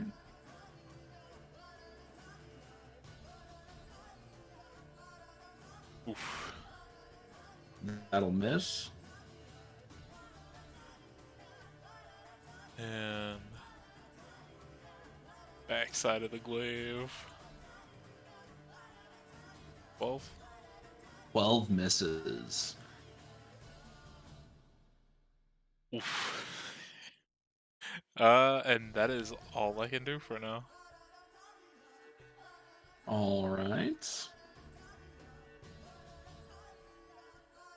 This automata starts to walk forward. That will get him into your attack range, so you can use a reaction if you would like.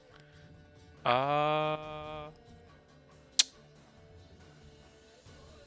I'm gonna hold my reaction. All right. This one is going to swing at Ulir.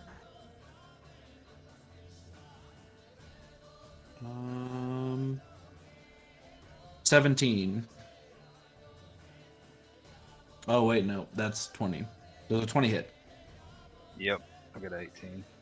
18. Okay.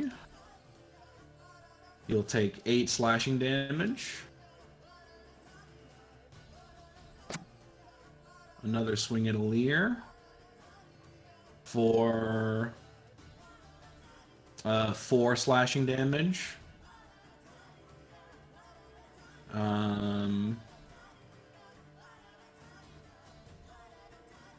Then 13 on Ajax. Nope, that does not hit. All right. 24. That does hit, and as he does hit me, I would like to use my reaction that I held. Go for to it. Cast Hellish Rebuke. Damn. All right. It fails. So 16 fire. It bursts into flame, erupting from some compartment inside of it, and it starts to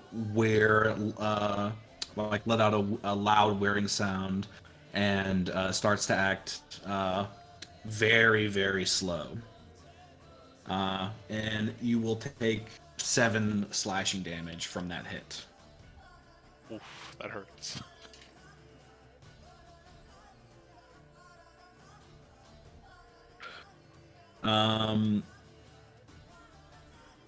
This hooded goblin starts to panic and barks more orders, but then starts to try to make his way to the left of the room.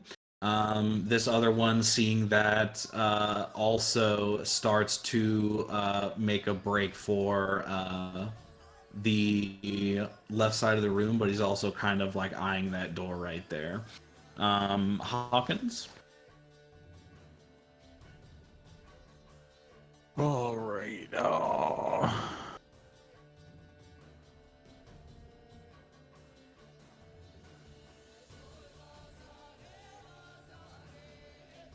I think this is probably the best.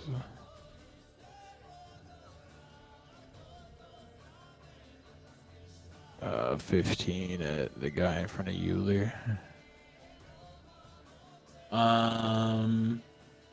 That'll hit. Or actually, can I go against these mages in the back? Yes. That will hit.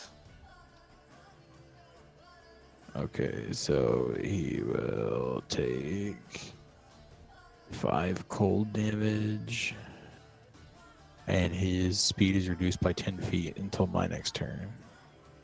All right.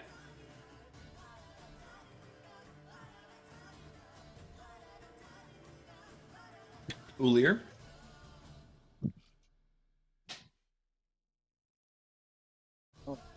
Step back. I recommend you do not do that, because they will both get opportunity attacks on you. You can disengage as an action, then step back, and that won't happen. That is true, but you use up your action, you can't attack anymore.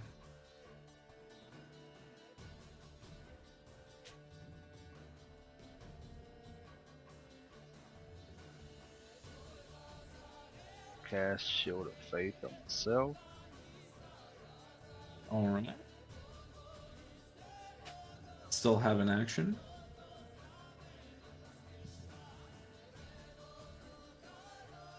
Smash this automaton in front of me with my warhammer. All right.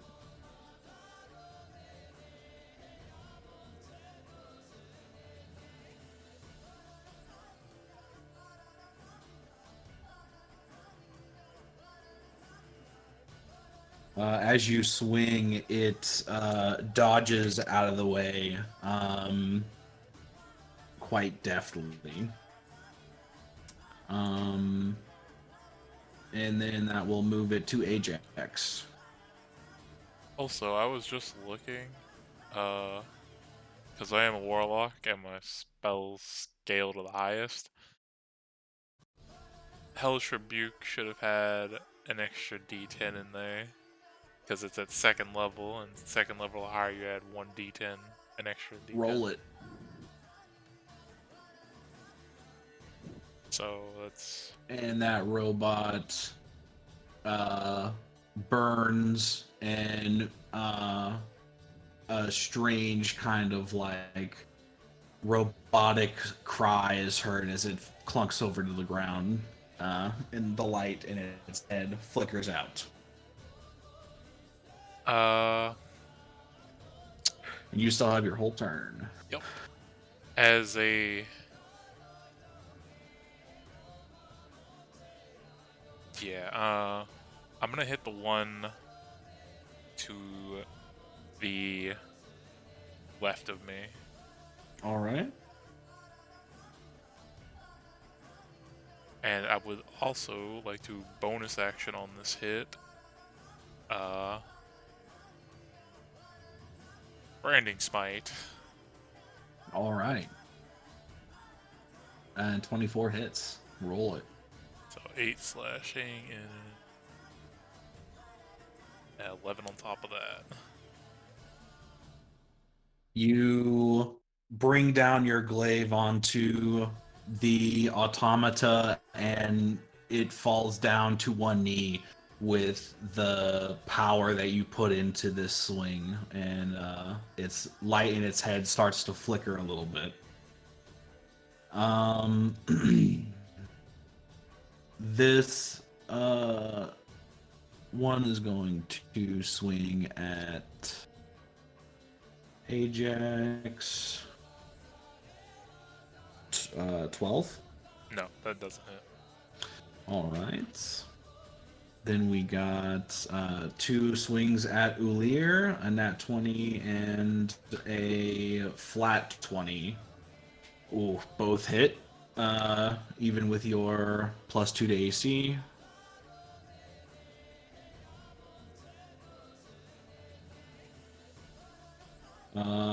That's 10 slashing, and then another 6, so 16 in total.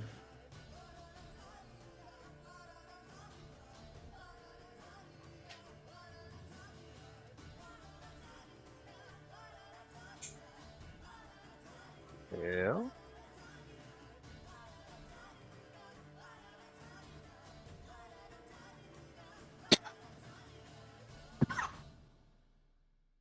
Do believe that surpasses my hit points. All right, so then you drop unconscious.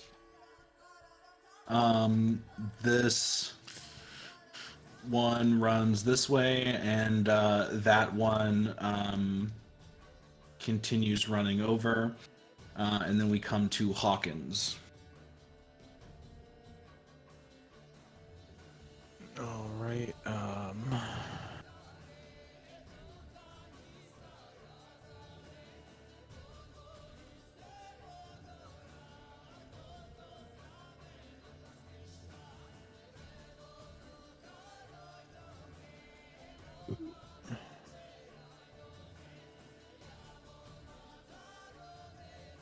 That'll hit.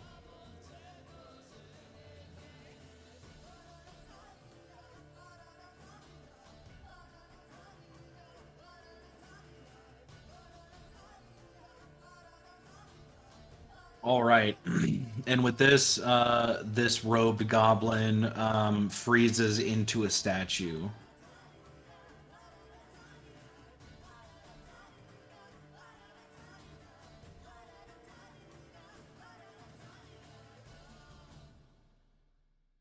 and you hear off to your side another squelch as seemingly another stray goblin in the back was crushed under the weight of your active gravity spell. I think that only lasts one turn. Okay. Well, he tripped over some bodies and impaled himself on the rubble. Ulir, back to you. Make a death saving throw, please. Yeah, it only lasts one round, just for future. Okay. How would I make that?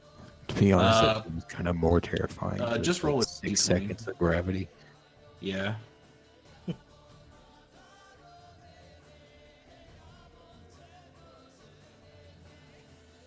That's one passed. Ajax, your turn. First attack will be on the one to the left of me. All right. 14. That hits. 14. As you smack it across the face, its head just easily disconnects from its body and flies across the room, and it crumples to the ground. Okay, and then I'm gonna back end the glaive into the one above me. All right. 17. That'll hit. 9. All right. As you smack that one with the back end of the glaive, you hit it in the eye on its head, and it shatters, falling to the ground.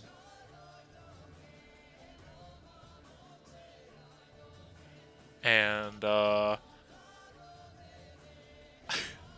just have to ask, because I killed 2 of them, can I use a reaction to try to intimidate the remaining robot? Yeah, go for it. Awesome, I have proficiency in this. 22. As you what do you do to try to intimidate this? I would say robot? as I've like slashed through most of these robots, I'm covered in like, I guess, oil.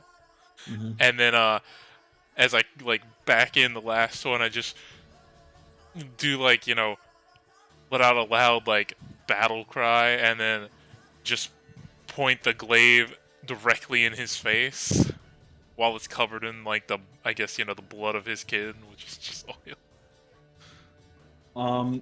As you do this, it has turned its attention to you after your battle buddy fell to the ground. And it kind of just stares at you with this blank face, and tilts its head to the side slightly and just kind of like drops its arms. It doesn't necessarily, like, you can't tell that it drops hostility, but like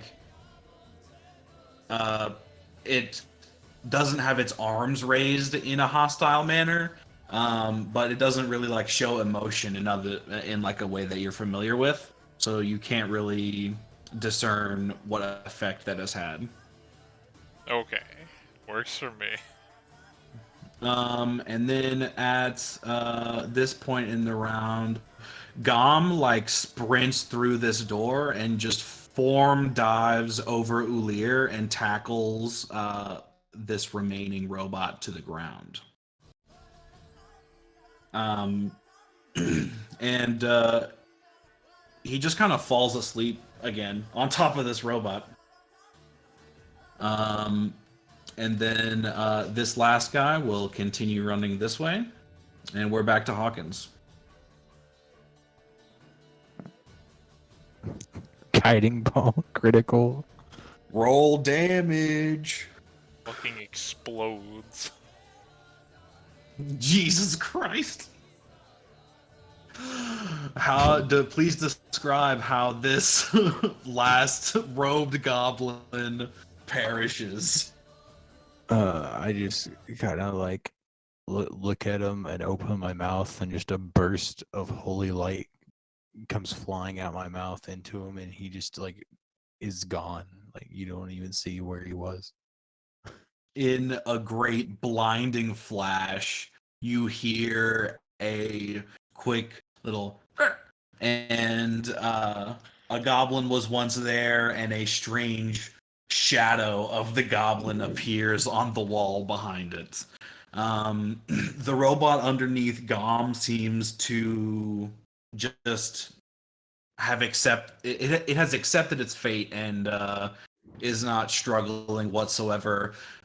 Gom seems content in his sleeping position on the robot with his comfy new body pillow. Ulir is currently unconscious on the floor, but you guys cannot see any immediate threats in your surrounding area. So, are we out of combat? Yes. Okay. As soon as combat drops, I would like to run over to Lear and try to, I guess, make a medicine check to help him stabilize him. Go for it. 20. What the fuck is this? What is this song, Den? What I is don't. I think I didn't specify the artist, so it picked a really weird song to play in the background. Anyway, I'll stop fucking with that. That medicine check succeeds, and Ulir has been stabilized. If you guys want to just chill out and take a rest, everybody can use some hit dice and take a short rest and heal up real quick if you want. And then that will give Ulir consciousness again. Oh yeah, I'm down for taking the short rest. If we want to take a long rest and fortify the door and stuff, Yeah, I'll allow you to do that. I can do that, and then like before we take the rest, get Yulir back conscious with my artificer spell. All right. And then, so everybody gets all their spell slots back. Long rest. Everybody goes back to full HP. Full resets all around.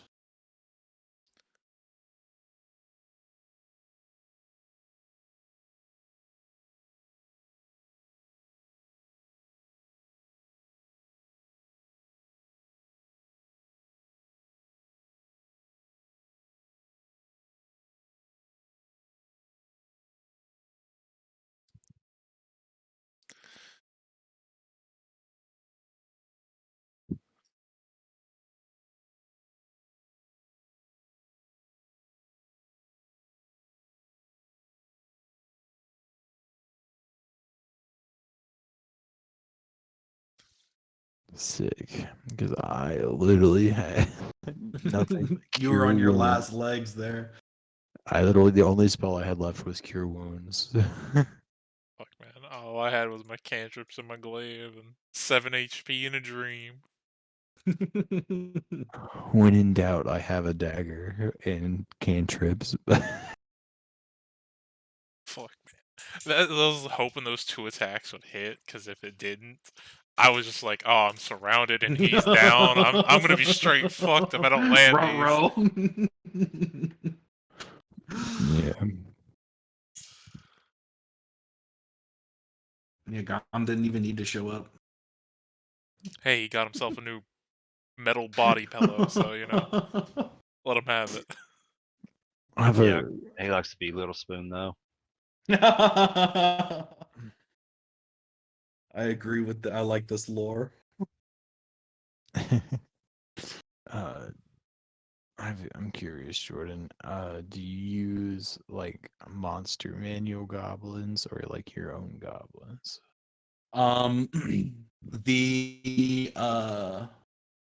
regular goblins are all SRD goblins. The like armored ones were goblin bosses. And then the robed ones are goblin shaman, Mm. which says Kawood Publishing, so I don't think it's Okay. Yeah, I was surprised we like just slaughtered him so fast with just the three of us. yeah. Technically I nerfed the robots with Gom not being here. Otherwise they would have fucked you guys up. Man, like when I was holding my reaction, I was just like, okay, he's gonna one of these is gonna try to hit me, and I'll just shield for the rest of the round. But no, you rolled something, and it was up to a 24, and I was just like, well, that's not gonna fucking help me.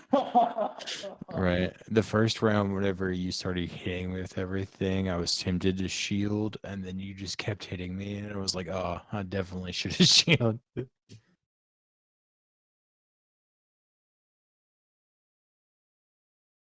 Um, it is 10:50. We can wrap up there, or you guys can explore around a little bit more if you want.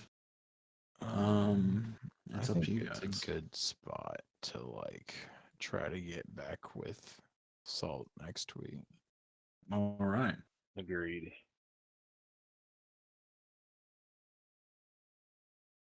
Super good job in that combat. I'm glad nobody actually died. I'm glad it was Yeah. also a lot harder than the last one. I'm definitely glad I had one level 2 spell slot left. Y'all got a bunch of dope magic items that y'all haven't really tried out or looked into too much. Yeah, the potions is like a gamble because like I technically have resistance to poison and advantage on poison saving throws. Mm-hmm. So it's like not the worst case scenario if it's poison, but if I'm at like 4 health and I drink one, Yeah. it could still be really bad.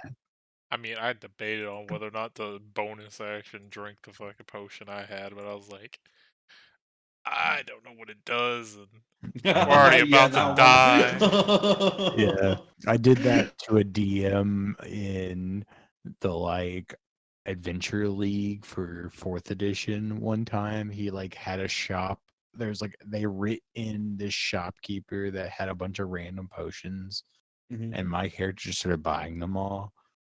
And then we ended up like getting into like this scuffle or something, and I drank one that was black, and it summoned a demon. And then we're like, oh, these are bad effects. So then we threw one in the demon's mouth and buffed the demon by accident. Your chaos. Oh my god. Oh, if you would have drank that potion, it would have been so funny. Trust me, I was very tempted to. Honestly, I find it very hard for me to like actually find a good time to use this because it's like limited to just one use until like way later in the levels.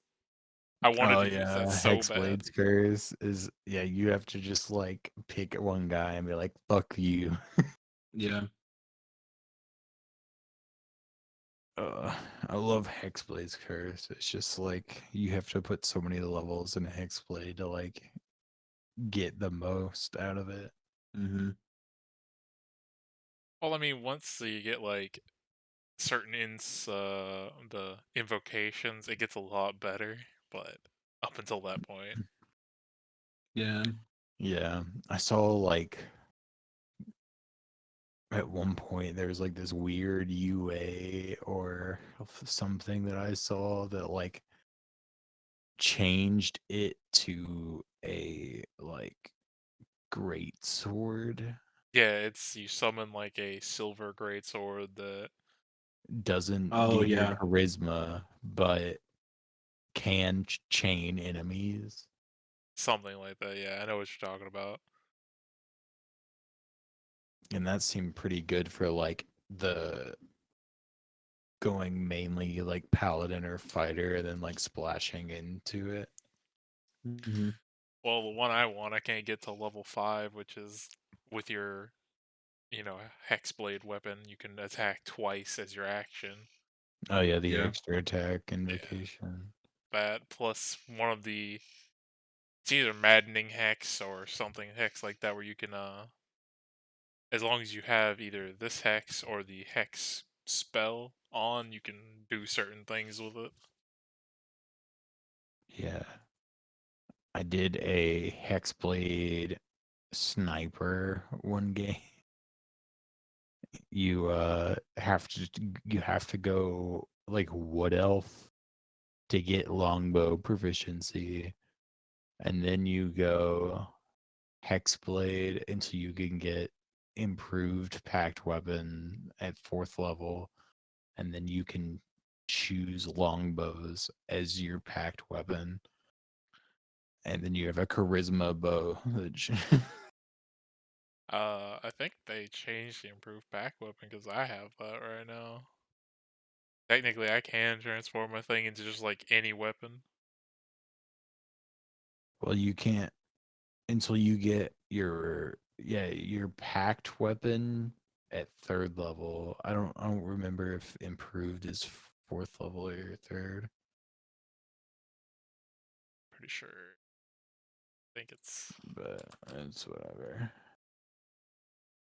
I remember a hexblade build I wanted to do that was Yeah, it's 3rd. uh It requires you to get to the pact of the blade in order to get mm, it. Yeah, and that's what you get at 3rd level. Yeah. And So, then you just go like, oh, now I can just summon random weapons. the Raven Queen warlock Oh yeah. hexblade thing. I can't remember.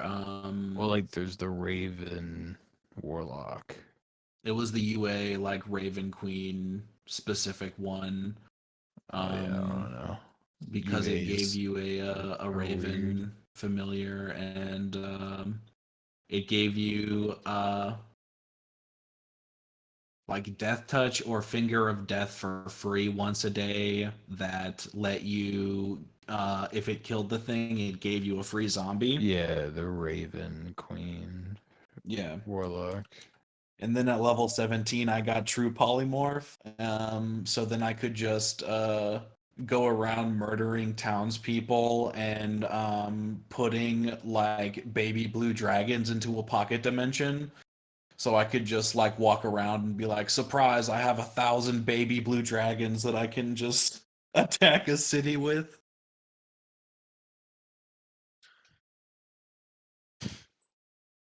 All right, guys, I'm up here. Alrighty. okay. See you. Peace out.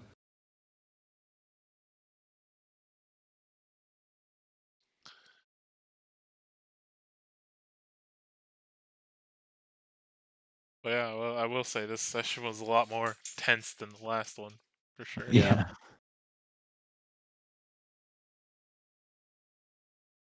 It was a You lot of guys us. don't want to go into that big whisper room, do you? No, we were like wary about it, and then we accidentally walked into a room that was like really bad. Actually walked into the boss room. Yeah, yeah. Hey, he's the one who said that looks like a boss room. Blame it on. I mean, blame it it on does the look robot. like a boss room.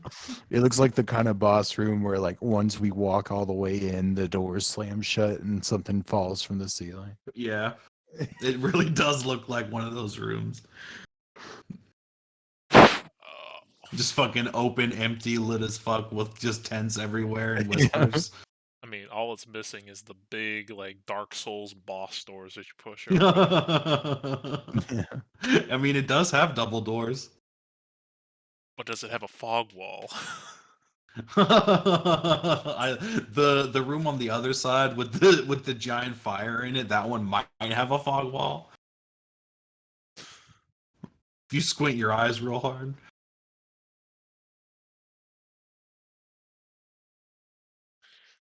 Oh shit. I like your reaction to me, like crystal balling the guy from the beginning of the game. See, my reaction is specifically because I literally had nothing prepared for, like, I didn't think you were gonna use it this session at all. So, like, I was like, fuck it, I don't need to, like, think about what anybody's doing right now. Yeah, I was just like reading it. I was like, oh, I cast Scry. What does Scry Yeah. do? Read Scry. Oh shit, that's an OP spell. Well, see, well, I like, wonder. I knew what Scry did, and I was like, I don't have any creative use for this. Why not give it to somebody else? So I just handed it off. I was like, oh yeah, that guy. I wonder if he's on the same plane as us.